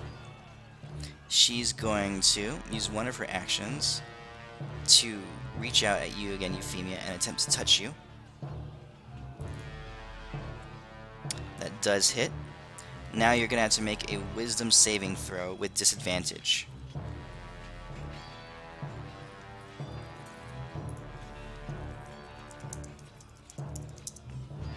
What kind of am I saving throw for? It's a wisdom saving throw against being charmed. I have advantage against charmed. Oh, you do. That's right. So it's just a straight wisdom saving throw then. The advantage and disadvantage cancel out. Okay, you save it. And then with her other action, she's going to swing at you again with her dagger. She's just enraged that she hasn't been able to control you. And you duck underneath this attack again. Man, you're just tearing her up. Deimos. Alright, swing at her. It's a miss. And can I use Guided Stray, Matt, to get plus 10? I think you need to use that beforehand. Oh, is it? You had to use it before? Oh, you make this choice after you see the roll. Yeah, so you can go ahead. Yeah, I completely forgot I even had that, so Yep. I'll Yep, you use burn that. it. That's a hit. Okay, you blast her again. And then I'll use one of my War Priest things to use my bonus action for another attack. Okay, that's a hit.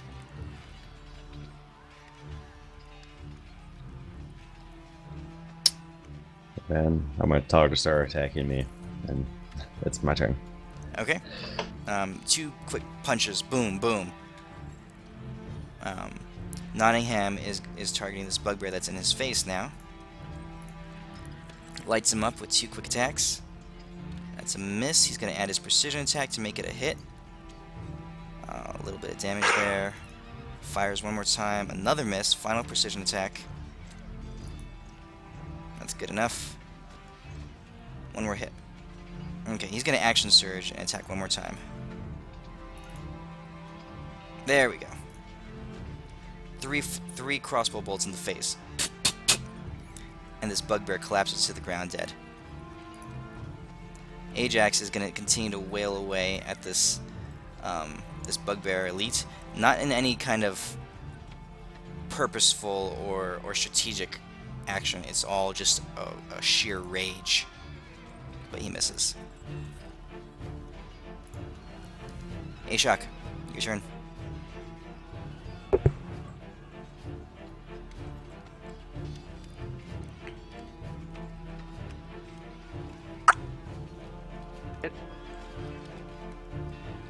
Colossus Slayer mark.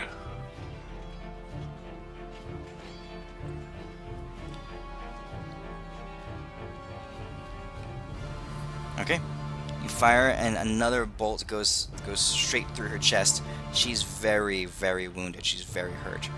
The bugbear elite, seeing his lady take so much damage, roars out and savagely attacks Ashok. Miss. Hit. One more. Miss. Damn it. This bugbear at you, Seren, is going to miss as well. Euphemia, as your turn comes around, Uvenza is staring at you in the face, her eyes full of rage. You can't kill me in my own lair. You fools. You fools, you can't even do it. You'll die here. You know nothing.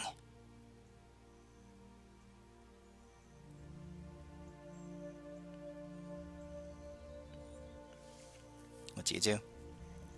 Is that everything for you? Because I'm sure I can. I want to do Shatter again. You'll die here. Okay, so they take half damage. That's enough. With that clap of thunderous energy, you can go ahead and describe what happens. I just want to rip her to pieces. Okay. Explode her.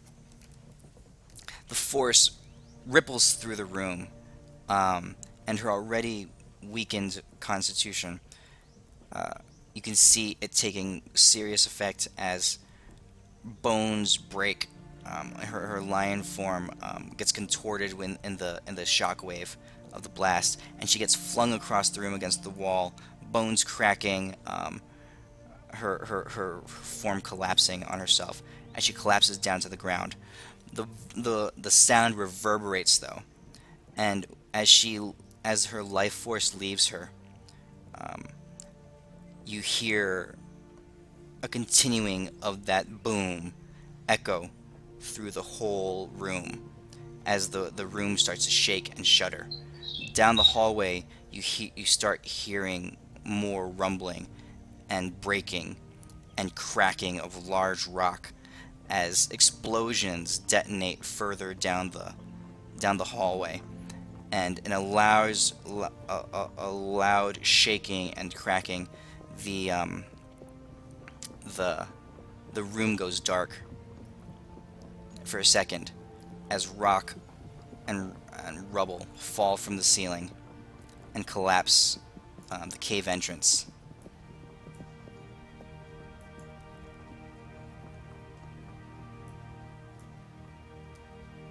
Okay, she is dead, and as she is collapsed on the ground, the other two attendants stop and draw their blades and drive them into their own throats, not wanting to live life without her.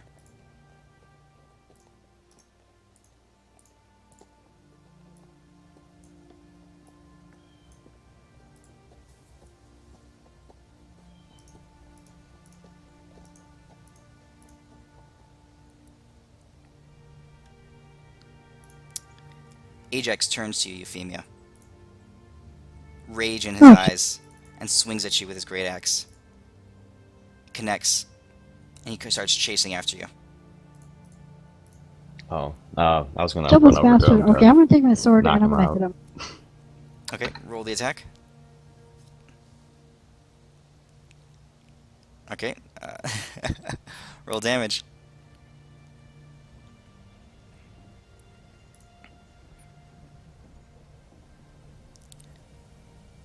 Already greatly weakened, he collapses to the ground unconscious.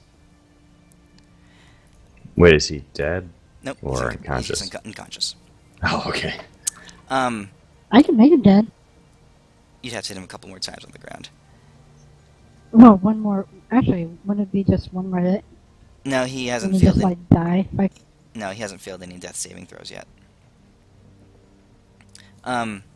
The cave mouth, and the place that you came through, is completely collapsed, and you continue to hear explosions and eruptions from further away down the direction that you came in. There's um, this place is shaking, and with seismic activity as all this happens. A full-on 5 minutes go by before all the shudders and shakes stop. You guys are now sitting in a very, very dimly lit room. The only source of light I'm coming gonna through a crack in the ceiling above you, as you see a large hole has split open in the rock above you, and there's some moonlight coming through it. I'm gonna cast the purple dancing lights all over the room. Okay. 4 orbs. Okay. Plus, I'm gonna take the elite bugbear. Can I take his longsword? All right, you guys looking at the stuff in the room?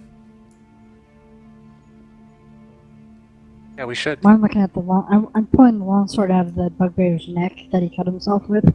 Okay.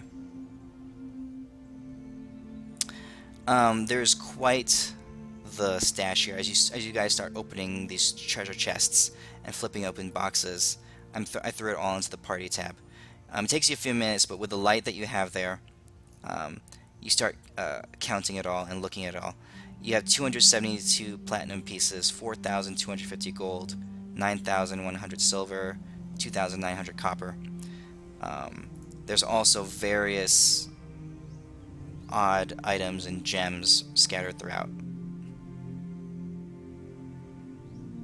You're in the middle, basically in the middle of this large hill. There's a shaft of moonlight coming in through a crack in the ceiling above you. What do you want to do? Alright, so that was everything that was in the room and all the corpses. Yes. Yeah, after a thorough search, this is what you came up with. It's all in the party inventory. Alright, guys. I'm gonna sit down and start casting identifying a ritual on this launch You have plenty of time. as they figure out what it. Alright, I say somebody should probably go up and see if there's a way out through that hole, while the rest of us go try to see if we can unblock this cave entrance to save the little girl.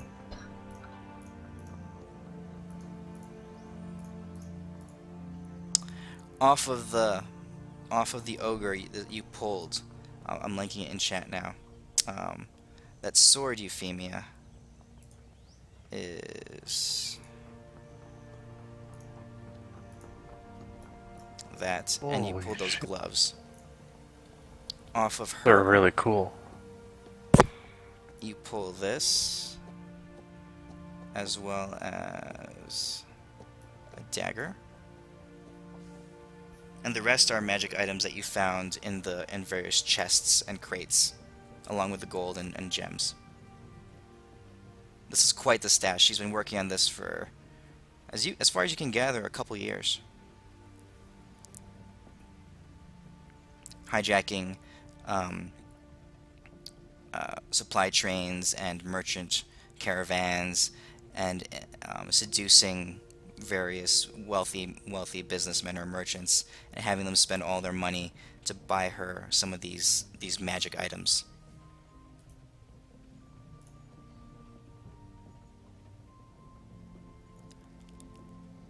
What do you guys want to do? Light up these really cool items. Okay, they're all revealed. They're all in your party inventory.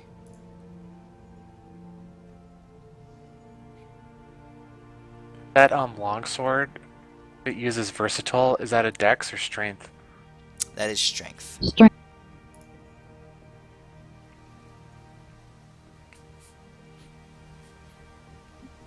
And I love my longswords. So Euphemia's claimed the longsword. She actually already put it in her inventory. I'll take the stone because I like stones. Could benefit the most out of the gauntlets. again, another Yeah, should whoever's the never- weakest one should take the gauntlets because I already have 19 strength, so I can't even use them. I have an 8 strength. Well, I use strength for my sword attacks. I Your only have strength? 16. But will you benefit the most off of it? Like, who has the lowest strength? Who uses melee attack? Well, Yeah, as but much I as I don't- use my longsword and my spells. Microphone activated. Yeah, I don't need strength to do my weapon attacks. Oh, it doesn't get bonus damage with strength? No, he goes off No. dex. It'll add Yeah, strength. that's why you asked about the versatile. Strength would give I mean even give your arrows more damage too, wouldn't it? No, arrows are all dexterity.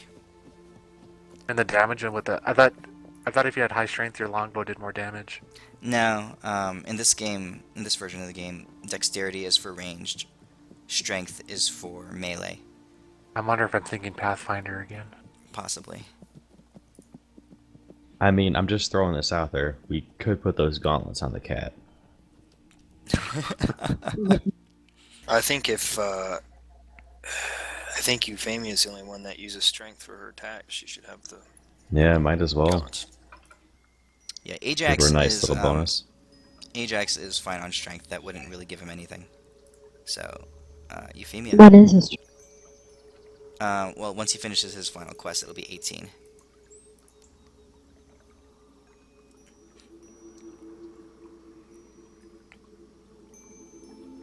Okay. Oh, Deimos, you threw out some heals. Ajax is back conscious again. He's looking around. Hey, cool. Cool stuff.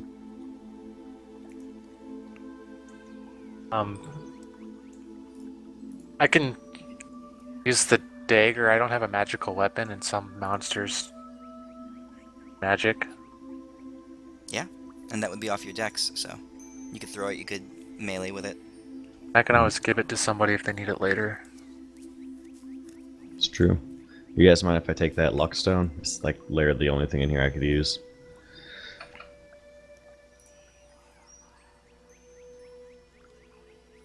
Okay, Seren, you going to move over to the entrance and try to start clearing rubble? Yeah. These are large rocks. You guys spend some time moving away some pieces of rock. But half an hour goes by, and you're gathering that based on where the rocks are placed, that the entire cave, the entire tunnel that you came through is collapsed. It wasn't just a localized thing.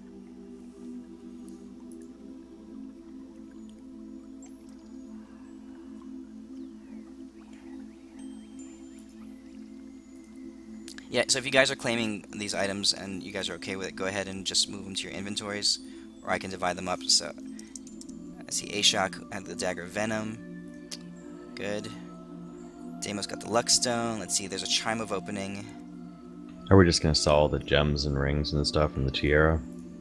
Yeah, I'm just putting those in the bag of holding until we can sell. Okay. There's the Beads of Force. Because sometimes it's hard to sell them. And the Yeah, Bruiser someone should Shield. take those beads of four. Those would be good. Who wanted this, the wound thing? The closing wounds. Oh, the necklace? So something that Jack should have, since, we're gonna end up killing him every 5 seconds. Sure. Because he keeps trying to... You can give it to Ajax if you want. Those beads of force, once you use it, is it expired or? Yes, you use them up. But there are 1d4 plus 4 beads in there, so 6 beads.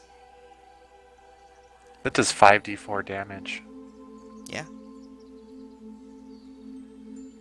It's basically like a little hand grenade. Or no, it's like a... Oh, I never read this. It creates a sphere of transparent force. That's pretty cool. Yeah, those would be pretty good. Make a little trap. There's a wound closure item too. Okay? I've died before, maybe I should have that. Alright, if you want it, I take it. guess I can take the brooch of shielding if nobody's taking it. Yeah, go ahead and grab it. Yeah, whoever's tanking should probably take that. The tank have the wound closure thing too? That could just be like any... Yeah, the healer. Not the healer, but yeah, the tank should probably have that brioche. Well, And then also that I think whoever's gonna die the most probably should have it. Yeah, let me put the wound thing on Just an Ajax. easy way to keep him. The rest of you guys can take whatever else. So, Well, Seren, you wanted biggest the... advantage of the wound thing I is just that took the they roach heal. of shielding. Cool. Okay, who wants the beads of force? Ashok, you want those? Sure. Somebody with good aim, probably. Might as well. Okay. I will split out the gold. Aw, man. Euphemia, now we have like 3 ripped people in the party. We got you, me, and Ajax. Alright, you guys just got What? a ton of gold. Those gauntlets make you strong as shit, right?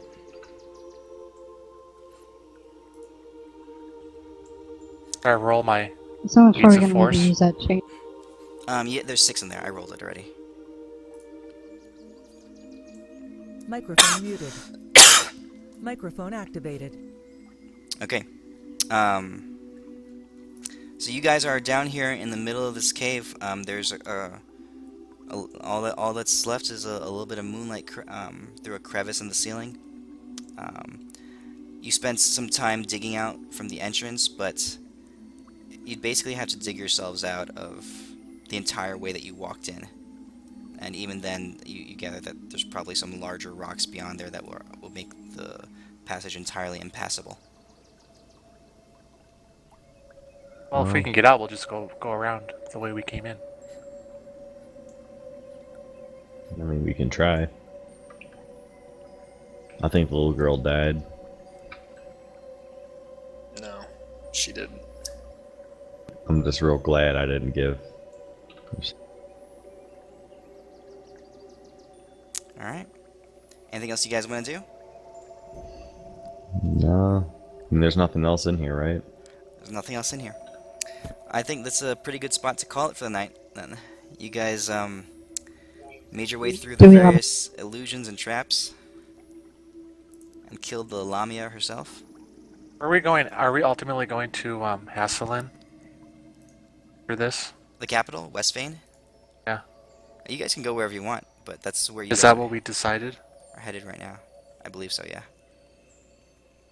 Okay, for experience, you killed the Death Knight, you made through the traps, you beat the Lamia.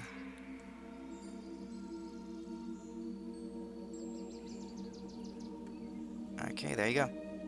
You guys have 8,000, a little over 8,000 experience each, are all officially level 5. User disconnected from your channel. Sweet. Alright, anything else before we go? Don't think so.